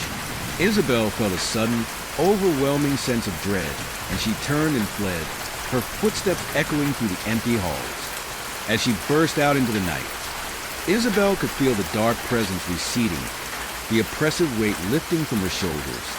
She didn't stop running until she reached the safety of her apartment, her heart pounding in her chest. In the days that followed, Isabel struggled to come to terms with what had happened. She knew that she had to warn others about the violin, to prevent the dark forces from ensnaring anyone else, but a part of her feared that no one would believe her story. Eventually, she decided to take action, contacting a renowned expert on the occult and arranging a meeting. As she sat across from the weathered, scholarly man, she recounted her harrowing experience, her voice trembling with the weight of her words. The expert listened intently, his brow furrowed in concentration. When Isabel had finished, he leaned back in his chair, a grave expression on his face. "This violin you speak of," he said, his voice low and measured, "is not an ordinary instrument. It is an artifact of great power, a conduit for dark forces that have been locked away for centuries." Isabel felt a chill run down her spine. "So what do I do?" she asked, her voice barely above a whisper. The expert shook his head. "There is only one way to truly break the violin's hold. The fragments must be scattered, hidden away where they can never be reunited." Isabel nodded, understanding the gravity of the task before her. "And the dark forces?" she asked, her gaze unwavering. "They will be trapped, unable to escape their ethereal prison," the expert replied. "But you must act quickly, before they find a new vessel to possess." With a renewed sense of determination, Isabel set out to destroy the cursed violin, traveling to far-flung corners of the world to hide the scattered fragments. Each time she handled the instrument, she could feel the dark presence stirring, the malevolent force trying to wrest control from her. But Isabel was resolute, driven by a need to right the wrong she had unleashed. She traveled to remote forests, buried the fragments deep underground, and even cast some into the depths of the ocean, ensuring that the violin could never be reassembled. As the final shard slipped from her grasp, Isabel felt a sudden, overwhelming sense of relief. The oppressive weight that had been pressing down on her lifted, and she knew that the dark forces had been contained, at least for now. Yet, even as she returned to her normal life, Isabel couldn't shake the uneasy feeling that the violin's influence had not been completely severed. She would find herself waking in the night, her ears filled with the faint echo of a haunting melody, and she knew that the battle was far from over. For as long as the fragments of the cursed violin remained hidden, the dark forces would be trapped, their power diminished. But Isabel knew that one day, someone would stumble upon the scattered pieces, and the cycle would begin anew, a never-ending battle against the supernatural forces that had ensnared her. And so, Isabel remained ever vigilant, her senses attuned to the slightest hint of the violin's presence, ready to confront the darkness once more if it ever dared to resurface. 11. The Faceless One's Ethan was a photographer obsessed with capturing the perfect shot. He spent hours scouring thrift stores and flea markets, searching for unique and compelling subjects to immortalize through his lens. One day, while rummaging through a dusty antique shop, he stumbled upon a series of old portraits, each one depicting a stern-faced individual, their features obscured by deep scratches across the surface. Intrigued, Ethan purchased the entire set, eager to uncover the story behind these peculiar, faceless photographs. As he examined the portraits in his studio, a chill ran down Ethan's spine. There was something unsettling about the way the subjects' faces had been deliberately obliterated, as if someone had deliberately sought to erase their identities. He began researching the origins of the photographs, scouring historical records and reaching out to antique experts, but his efforts yielded little. Undeterred, Ethan decided to incorporate the faceless portraits into his latest project, a series of avant-garde pieces that explored the theme of identity and anonymity. He carefully framed the disturbing images, juxtaposing them with his own stark, minimalist photographs. The exhibition was a resounding success, drawing praise from critics and art enthusiasts alike. But as Ethan basked in the accolades, he began to notice something unsettling, shadowy. Faceless figures were appearing in the background of his own photographs, their features obscured in a manner eerily similar to the portraits he had acquired. At first, Ethan dismissed it as a trick of the light, or perhaps a byproduct of his creative process. But as the phenomenon persisted, he grew increasingly unnerved, his once confident artistic vision giving way to a mounting sense of dread. The more Ethan tried to capture the faceless figures, the more elusive they became. They would materialize in the periphery of his frame, only to vanish the moment he adjusted his lens. And as he studied the images, he noticed something even more disturbing.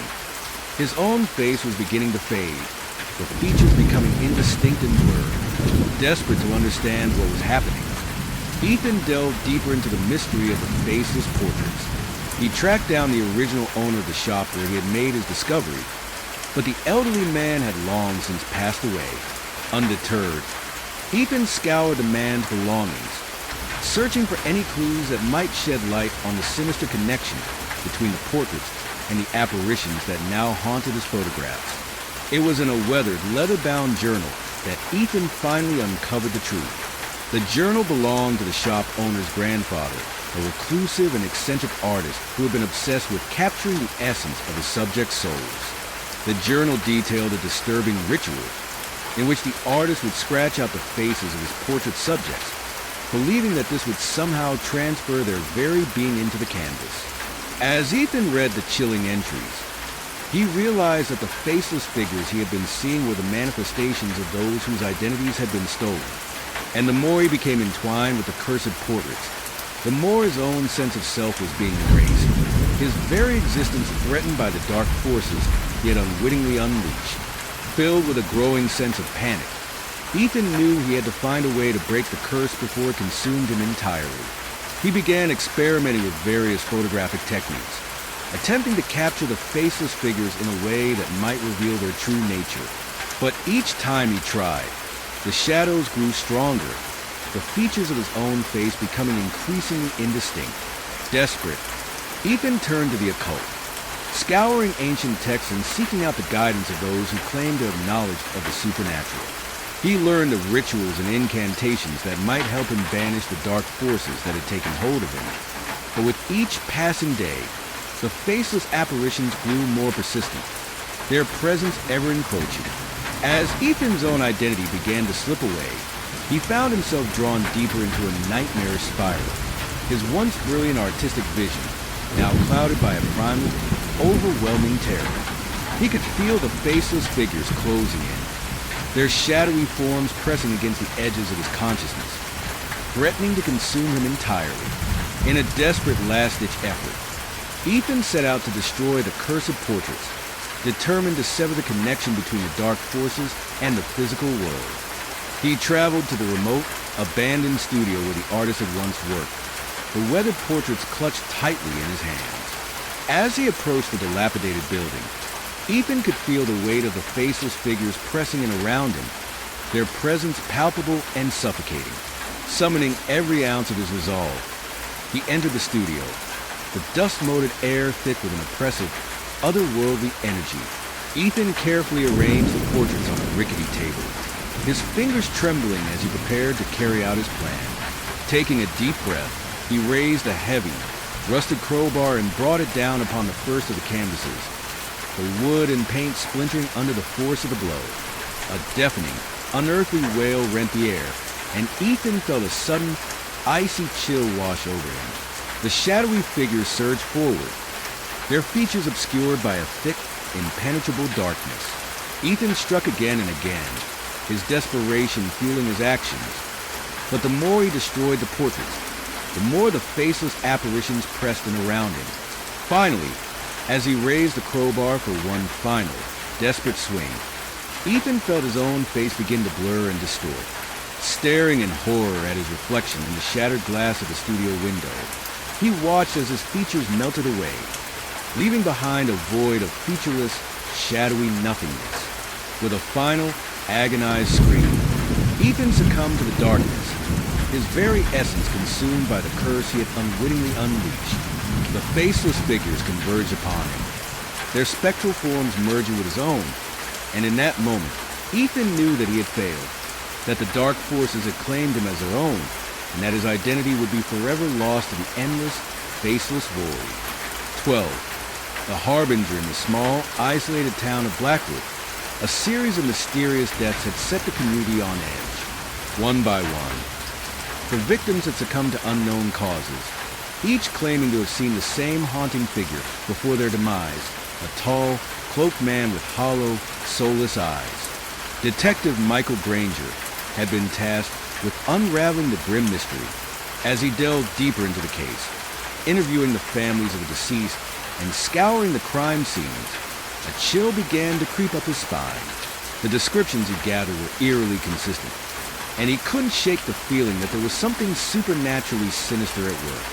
The breakthrough came one night as Granger tossed and turned in his sleep, plagued by a vivid, unsettling dream. In the dream, he found himself standing in a dimly lit, abandoned warehouse, the air thick with an oppressive, foreboding energy. And there, looming before him, was the very figure he had been searching for. The tall, cloaked specter with the hollow, lifeless eyes. Granger tried to flee, but the entity seemed to paralyze him with a mere glance, its gaze boring into his soul. As the detective stood frozen in terror, the figure let out a bone-chilling, unearthly wail that echoed through the cavernous space, sending shivers down Granger's spine. Granger awoke with a start, his heart pounding in his chest. The dream had felt so real, so vivid, that he couldn't shake the lingering sense of dread. He knew then that the entity he had witnessed was no mere figment of his imagination, but rather a manifestation of the dark forces that had claimed the lives of the townspeople. Redoubling his efforts, Granger pored over the case files, searching for any clues that might shed light on the nature of the elusive, cloaked figure. As he pieced together the victims' accounts, a disturbing pattern began to emerge. Each person had reported seeing the specter in the moments before their untimely demise. Granger's own encounter with the entity in his dream only reinforced his suspicion that the figure was more than just a shared hallucination. It was a harbinger of death, a harbinger that seemed to be drawing ever closer to the detective himself. Determined to break the cycle of terror that had gripped the town, Granger set out to uncover the origins of the dark force they were facing. His investigation led him to the local library, where he uncovered a series of ancient, dust-covered tomes that told a chilling tale. According to the text, the cloaked figure was no mere specter, but rather a powerful, malevolent entity that had been cast out of the mortal realm centuries ago. The entity, known as the Reaper, was said to be a harbinger of death, a being that fed on the fear and anguish of its victims, reaping their souls with a single, icy glance. The books detailed a ritual that had been used to imprison the Reaper, a ritual that had been performed by a group of local mystics centuries ago. But as Granger read on, he learned that the entity's banishment was never truly complete, and that it had been slowly regaining its strength, steadily working to break free of its ethereal confines. With a growing sense of dread, Granger realized that the Reaper's victims were not mere chance occurrences, but rather carefully chosen sacrifices, each one serving to further strengthen the entity's hold on the mortal realm. And now, it seemed, the Reaper had set its sights on Granger himself, determined to claim the detective's soul as its own, driven by a fierce determination to protect his town and stop the Reaper's reign of terror. Granger sought out the counsel of the local mystics, the descendants of those who had imprisoned the entity decades earlier. They listened to his account with a grave, somber expression, and then began to speak of an ancient ritual, one that might just hold the key to banishing the Reaper for good. The ritual, they explained, would require Granger to confront the Reaper directly, to stare into the entity's hollow, lifeless eyes, and refuse to succumb to its power. It would be a perilous undertaking, fraught with danger and the constant threat of the Reaper's icy grasp. But the mystics assured Granger that if he succeeded, the entity would be banished from the mortal realm, its dark influence forever severed. With a heavy heart, but an unshakable resolve. Granger agreed to the ritual, knowing that he was the only one who could save the town from the Reaper's insatiable thirst for death. He spent the next few days preparing, studying the ancient texts, and steeling his mind and body for the harrowing confrontation that lay ahead. And then one fateful night, as Granger lay in his bed, the familiar chill of the Reaper's presence washed over him. Turning his head, he saw the towering, cloaked figure standing at the foot of his bed, its hollow eyes fixed upon him. Granger felt a surge of terror, but he refused to let it consume him, drawing strength from the knowledge that he was the town's last hope. Rising from his bed, Granger faced the Reaper, his gaze unwavering. The entity let out a chilling, guttural growl, its spectral form seeming to loom ever closer. Granger held his ground, reciting the ancient incantation that the mystics had taught him, his voice steady and sure. As the ritual unfolded, Granger could feel the air around him crackling with a tangible energy, the very fabric of reality seeming to bend and warp. The Reaper let out a piercing, agonized wail, its form beginning to dissolve into a swirling, ethereal mist. Granger pressed on, his concentration unwavering, until finally, with a deafening roar, the entity was consumed by a blinding, otherworldly light. The detective felt a surge of triumph, but as the light faded, he realized that the Reaper was gone, its dark influence vanquished. In the days that followed, the town of Blackwood slowly began to heal, the specter of the Reaper no longer haunting its streets. Granger, however, could not shake the lingering sense of unease that had taken root within him. He knew that the entity's defeat was only temporary, that one day it would find a way to break free of its ethereal prison and resume its reign of terror. And so, Granger remained vigilant, his senses attuned to the slightest hint of the Reaper's return. He knew that the battle was far from over, that the Reaper would stop at nothing to reclaim its lost power and continue its grim, unending work of harvesting the souls of the living. Fatigued, the night ward the hospital stood like a shadow against the darkened skyline, its ancient structure weathered by time and neglect. In the quiet hum of the night, it was both familiar and unsettling, a place where the restless souls of the sick, the weary, and the forgotten waited in the halls. Lena had worked the night shift at St. Jude's for over a year, and she had grown accustomed to the late hours. The empty corridors and the quiet hiss of the old air vents were background noise to her routine. But tonight felt different. The overhead lights flickered as she entered the nurse's station, her feet dragging with exhaustion. She had just finished administering the midnight medications for the handful of patients on the floor, and now she was ready to collapse.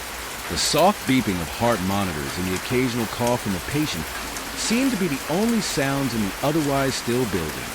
Another quiet night, she murmured to herself, leaning against the counter to check the roster for the next round of checks.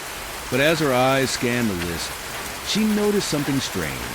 A name at the bottom, a name she didn't recognize. Isaac Weaver, room 312. There was no patient by that name on the roster, and as far as Lena could remember, the room had been empty for weeks. It had been closed off after an incident involving an elderly patient who had passed away in their sleep. It was one of the many rooms that had been locked up after a series of complaints about strange occurrences, like the feeling of cold drafts, whispers in the hallways, and flickering lights. Curious, Lena grabbed the medication cart and made her way down the sterile, cold hallway. The walls were cracked and peeling in places, the floor worn with years of foot traffic. Room 312 was at the end of the hall, tucked away in a quiet corner. The door was ajar, casting a sliver of light into the otherwise darkened corridor. As Lena approached, she felt a strange chill in the air, an unnatural coldness that made the hairs on the back of her neck stand on end. She paused at the threshold, peering inside. The room was dimly lit, but she could make out the figure of a man sitting in the bed, his back turned to her. His features were obscured by the darkness, but she could see his thin frame, his shoulders hunched, as though he were waiting for something. "Hello," Lena called, her voice echoing slightly in the silence. "I don't have you listed here." Are you supposed to be in room 312? The man didn't respond. He just sat there motionless, as though he hadn't heard her. Lena took a hesitant step forward, her pulse quickening. She reached the bed and placed a hand on the metal rail. The man was pale, his skin almost translucent, his clothes tattered. His hair was thin and white, his face gaunt and hollow. He seemed wrong, like he didn't belong in this time. "Excuse me," Lena said more firmly. She gently touched his shoulder, intending to turn him around and check his vitals. As soon as her hand made contact with his skin, she felt a shock, as though she touched something cold, something unnatural. The man's head jerked to the side, his eyes snapping open, but there was no life in them. His eyes were empty, hollow sockets, and his mouth stretched into a twisted grin. "Waiting," he whispered, his voice barely audible, like the rustle of leaves in a forgotten graveyard. "We've been waiting for you." Lena recoiled, her heart hammering in her chest. She took a step back, her hands trembling. She turned to run, but before she could make it to the door, the lights flickered again, plunging the room into darkness. The hairs on her neck prickled, and she felt an overwhelming sense of dread wash over her. Something was wrong, terribly wrong. When the lights returned, she found herself standing in the middle of a different room. The walls were no longer cracked or peeling, the floor clean and polished. The bed was different too, white sheets, neatly made, with a faint smell of antiseptic in the air. It looked like a room that had been recently prepared for a patient. Lena's mind raced. This wasn't right. This wasn't how it had been. She had been standing in room 312, hadn't she? A soft cough interrupted her thoughts. She turned toward the sound and froze. There, sitting in the bed, was the man again. But now, he wasn't alone. At the foot of the bed, another figure stood.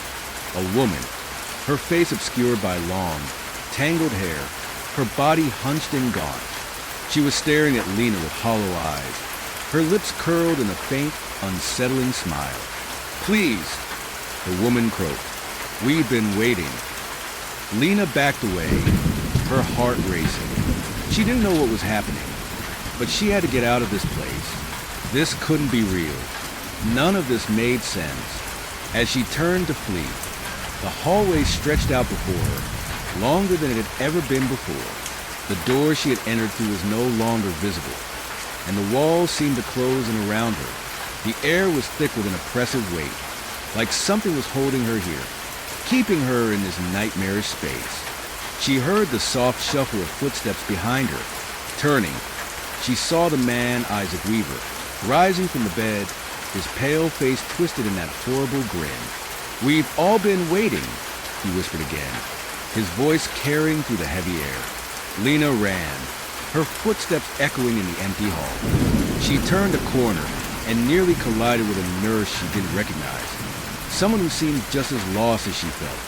The nurse's eyes were empty, devoid of any warmth or compassion, as though they were just another part of this place. "You'll find them," the nurse murmured, a strange, hollow smile spreading across her face. "They're waiting for you."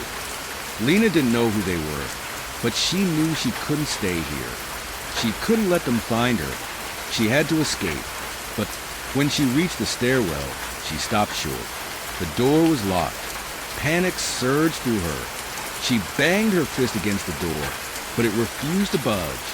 The stairwell felt endless, the shadows stretching like tendrils, trapping her in a place that was both familiar and alien. Her breath came in ragged gasps as the temperature dropped further. The air around her grew colder, and a faint whisper curled into her ears, soft and insistent. "Lena!" It called. "We've been waiting." She spun around, but no one was there. The hall was empty. The silence grew heavy, suffocating. She felt eyes on her, watching her every move. And then, from the far end of the hallway, she saw them. More figures. People, thin and pale, their faces hollow, their eyes staring into hers with an unnerving emptiness. They were all standing, waiting for her. Lena's heart pounded in her chest. She couldn't stay here any longer. She couldn't let them get to her. She had to. A voice called out from behind her, soft and breathy. "Lena." She turned slowly, her blood running cold. The figure standing in the doorway was her supervisor, Mrs. Collins. But her eyes were empty too, just like the others. Her mouth stretched wide into a grotesque smile. "Welcome back," Mrs. Collins said, her voice a rasp, like dry leaves scraping together. "We've been waiting for you, Lena." Lena stumbled backward, her mind spiraling into a haze of terror. The hallway seemed to twist around her, the walls closing in. The faces of the waiting patients, the pale, hollow-eyed figures, filled her vision. And then there was nothing but darkness. Lena awoke with a start, gasping for breath. The sterile smell of the hospital flooded her senses, the soft beeping of monitors surrounding her. She was back at the nurse's station. Her shift had ended, the clock showing 7 a.m. But when she looked at the roster again, there was a name at the bottom, the same name she had seen before, Isaac Weaver, and beside it the words, deceased 3:12 a.m. Lena froze. She knew, with a sinking feeling in her stomach, that she wasn't alone. She never had been. They were waiting for her. For old Minnie 14, the unmarked grave Evelyn, had always been curious about her family's ancestral home. Nestled in the countryside, hidden among tall, aged oaks and tangled vines, the house had stood for centuries, a crumbling testament to her lineage. She had only visited it once when she was a child, and the memories had faded like the sepia-toned photographs lining the dusty shelves.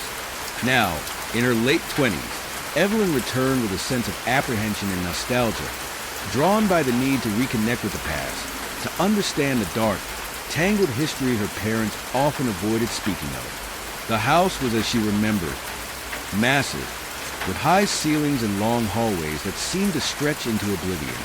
The stone floors creaked underfoot, and the thick curtains blocked out the sunlight, leaving the rooms in a perpetual state of twilight. The air was thick with the smell of age and dust, and though the house felt abandoned, it was far from empty. Family portraits lined the walls, their painted eyes seeming to follow her as she moved.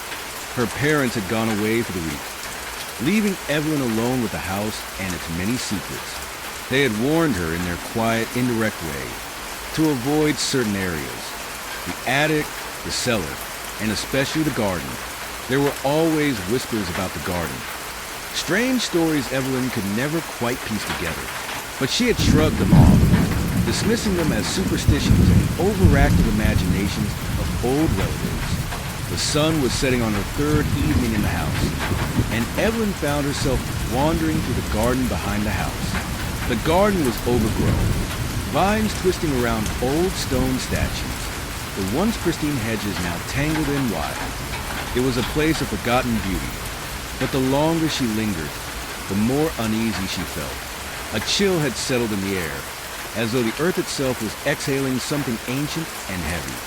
As she wandered deeper into the garden, she stumbled upon a patch of soil that seemed different from the rest. It was uneven, disturbed, as though someone had recently dug there. Her breath caught in her throat as she knelt down to inspect it. The soil was soft and loose, the kind that gave way with little resistance.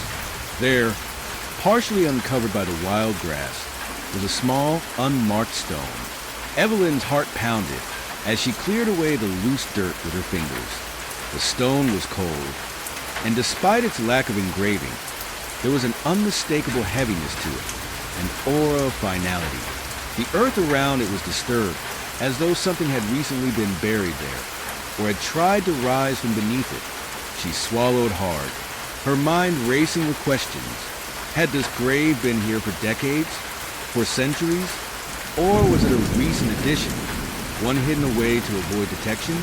She felt a sharp tug of unease, as though the stone was calling to her, urging her to uncover more. She sat back on her heels, shivering despite the warmth of the evening air. The unsettling thought that something or someone was beneath her began to take root in her mind. But then, with a deep breath, she stood pushing the thought away as if it were a bad dream. The sun was nearly gone, and she needed to head inside before the darkness fully settled in. That night, Evelyn tossed and turned in her bed, the image of the unmarked grave haunting her thoughts. The sensation of soil, cold and wet, clinging to her fingers lingered long after she had washed her hands. She closed her eyes, trying to shake off the feeling of being watched. But sleep finally took her under. In her dream, she was standing in the garden again, only this time it was night. The air was thick with fog, and the only light came from the pale, flickering moon overhead. She could hear the sound of something scraping against the earth, faint at first, like the quiet tapping of nails on stone. She turned, her pulse quickening, and saw a figure, a shadow, moving beneath the soil. Slowly, methodically, the figure clawed its way upward, its hands emerging first, caked in dark, wet dirt. Evelyn screamed, but no sound came out. She could only watch in frozen terror as the figure rose from the grave. Its body bent and twisted, like it had been buried alive. Its face was pale, its eyes wide and bloodshot, as if it had been trapped beneath the earth for far too long. It looked directly at her, its lips curling into a smile that sent a chill down her spine. And then, just as the figure was about to speak, the dream ended. The next morning, Evelyn awoke with a start, her heart racing. She wiped the sweat from her brow, the image of the figure's tortured face still fresh in her mind. She sat up, the weight of the nightmare heavy on her chest. But as the fog of sleep lifted, she realized something even more unsettling. The sound, the digging sound. She had heard it, even in her waking state. She rubbed her temples, trying to make sense of the overwhelming sense of dread creeping into her bones. It was as if the earth itself had been calling to her, like a warning she couldn't escape. But when she stood and opened the curtains, the garden was quiet, the sun was shining, the birds chirping, a beautiful morning.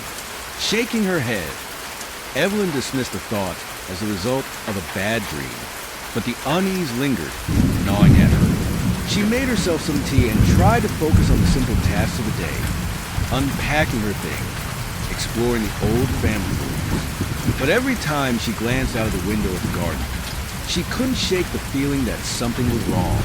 That night, she returned to the garden again, this time determined to leave the unease behind. But the moment she stepped outside, the temperature seemed to drop.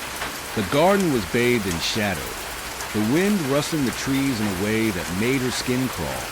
Her eyes were drawn back to the spot where she had discovered the grave. The earth was disturbed again, the stone barely visible beneath the fresh soil.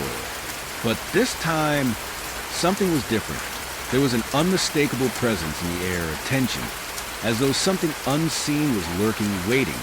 Evelyn's breath caught in her throat. She took a tentative step toward the grave, her fingers trembling as she touched the stone.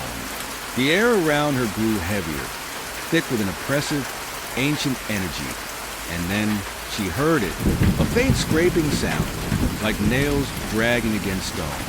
Her heart stopped, her blood running cold.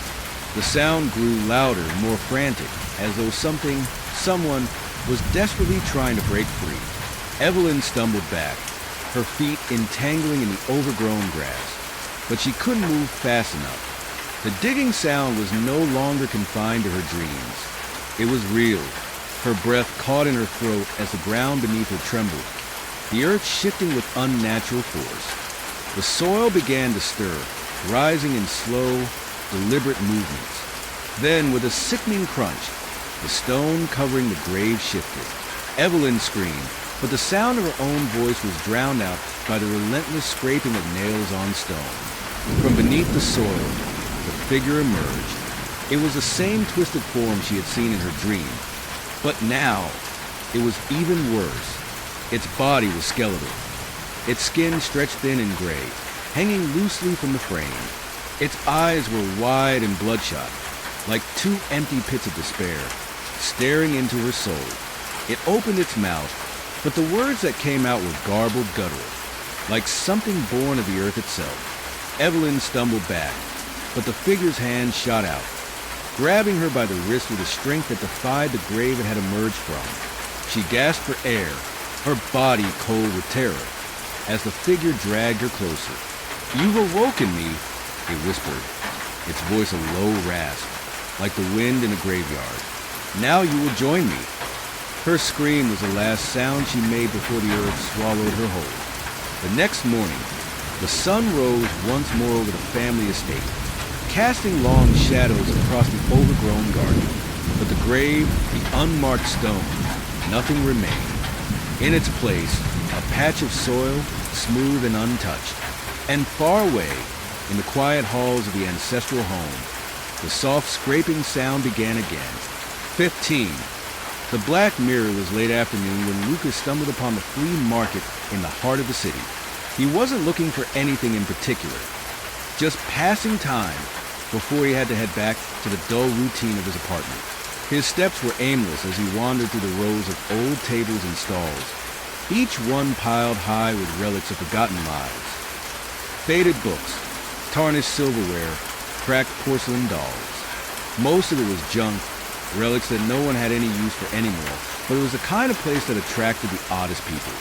That was what Lucas liked about it. He could get lost in the clutter, away from his own mundane life. It was at the last stall, tucked into a far corner, that he saw it. The mirror was small, framed in tarnished brass, and hung crookedly on the wall, its surface covered in layers of dust. It wasn't much to look at, but something about it caught his attention. Maybe it was the way the light flickered off its glass, or the way the reflection seemed distorted, as if the world within the frame wasn't quite right. The vendor, an elderly man with a crooked back and eyes that seemed too sharp for his age, noticed Lucas's gaze. He smiled, though there was something unsettling about the way his lips curled, as if he knew a secret. "Interested in that one?" the old man asked in a rasping voice. His hands trembled as he adjusted his glasses. "It's a very old piece. Quite special." Lucas wasn't sure why, but he found himself nodding. There was something about the mirror that pulled him in, as if it was calling to him. "How much?" he asked, before he could stop himself. "Not much," the man replied, with a knowing look. "It's yours for $50. A bargain, considering what it can do." Lucas frowned, unsure of the man's meaning. "What do you mean, what it can do?" The vendor's smile faded, and for a moment, his eyes seemed to flicker with something, fear maybe, or caution. "It shows more than just your reflection. Sometimes, it shows things that aren't meant to be seen." Lucas laughed awkwardly, but the old man didn't laugh with him. Instead, he just gave him a long, silent look, as if weighing something unseen in the air. Finally, he nodded and with a quiet whisper added, "You'll see soon enough." It wasn't the vendor's cryptic warning that convinced Lucas to buy the mirror. It was a feeling it gave him, an inexplicable pull, as if something beyond logic was drawing him closer. Without another word, he handed over the money, grabbed the mirror, and made his way back to his car. The first few days with the mirror were uneventful. It sat in his living room, propped up against the wall, collecting dust. Lucas had always liked antiques, and while the mirror's frame looked old and worn, its glass was clean, almost too clean, reflecting everything around it with eerie precision. He had placed it near the window, letting the late afternoon light shine through, but nothing seemed off about it. There was no supernatural aura or strange energy. It was just a mirror. That was until he decided to take a closer look. It was late one evening, after a long, tiring day at work, when Lucas stood before it, staring into the glass. As his reflection settled into view, something strange happened. He noticed, in the corner of the mirror, a shadowy figure. It was faint at first, just a flicker in the periphery of his vision. But when he turned his head to look, there was nothing there. Confused, Lucas stepped closer, narrowing his eyes at the glass. The figure was gone, but he felt an unsettling chill in the air, as if someone or something was standing just behind him. He shivered, dismissing it as nothing more than a trick of the light or his own exhaustion. He turned away from the mirror, but as he did, he caught one last glimpse of something in the reflection, just a hint of movement, a shadow darting away from the edge of the frame. His heart skipped a beat, but again, he brushed it off. It was just his mind playing tricks. The next day, the mirror began to show him more than just shadows. He was standing in his kitchen making coffee when he glanced at the mirror, and there, in the reflection, was a figure standing behind him. A woman. She was tall with long black hair, and her face was obscured by shadows, as though her features were hidden beneath a veil. She stood perfectly still, her hands hanging limp at her sides. Lucas spun around in a panic, but the room was empty. His pulse quickened, and he stepped toward the mirror, his reflection now more than just his own. The woman was gone, but the air in the room felt charged with something dark, something waiting. That night, as Lucas lay in bed, he couldn't shake the feeling that he was being watched. He kept the lights off, preferring the dark, but his eyes kept flickering toward the mirror. He didn't want to look, but he couldn't stop himself. His breath caught in his throat as he glanced into the glass. This time, there was no woman, but in the reflection, just beyond the edge of the room, he could see something else. A creature, long and thin, its limbs twisted at odd angles. Its eyes glowed an unnatural shade of red, and its mouth hung open in a grotesque grin.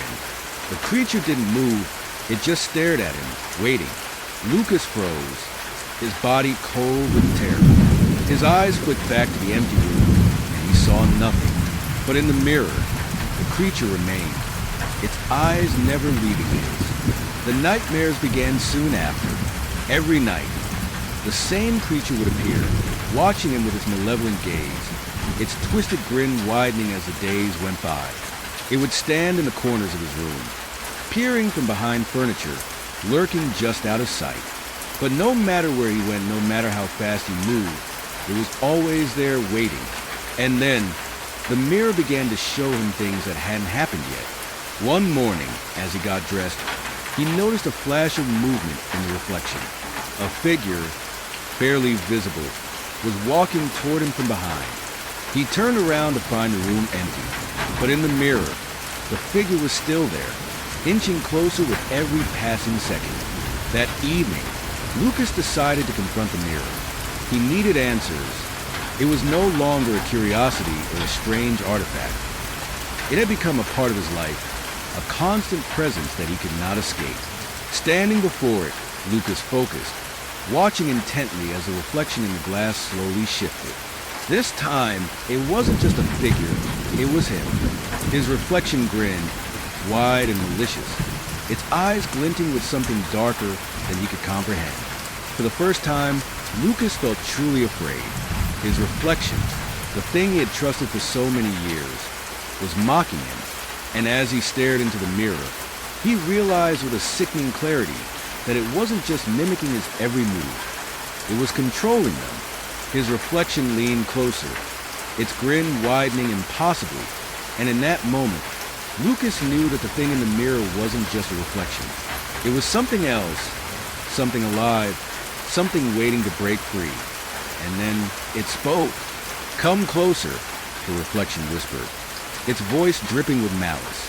"You're mine now." Lucas stumbled back, his heart racing in his chest. He could feel the coldness of the glass against his skin, and for the first time, he realized that the mirror wasn't just showing him visions. It was pulling him in. Desperate, Lucas turned to flee. But before he could move, he felt a sharp tug of force, invisible but undeniable, pulling him toward the mirror. He struggled, his body jerking, but it was no use. The reflection reached out, its grin never fading, and in an instant Lucas was falling, tumbling toward the glass as if it were a bottomless pit. The last thing he saw, just before his face collided with the mirror, was his own reflection, grinning at him with a malevolence that made his blood run cold. And then there was nothing but the void. Days later, the mirror sat quietly on the floor, its surface cracked. No one knew where Lucas had gone, but the old man at the flea market knew.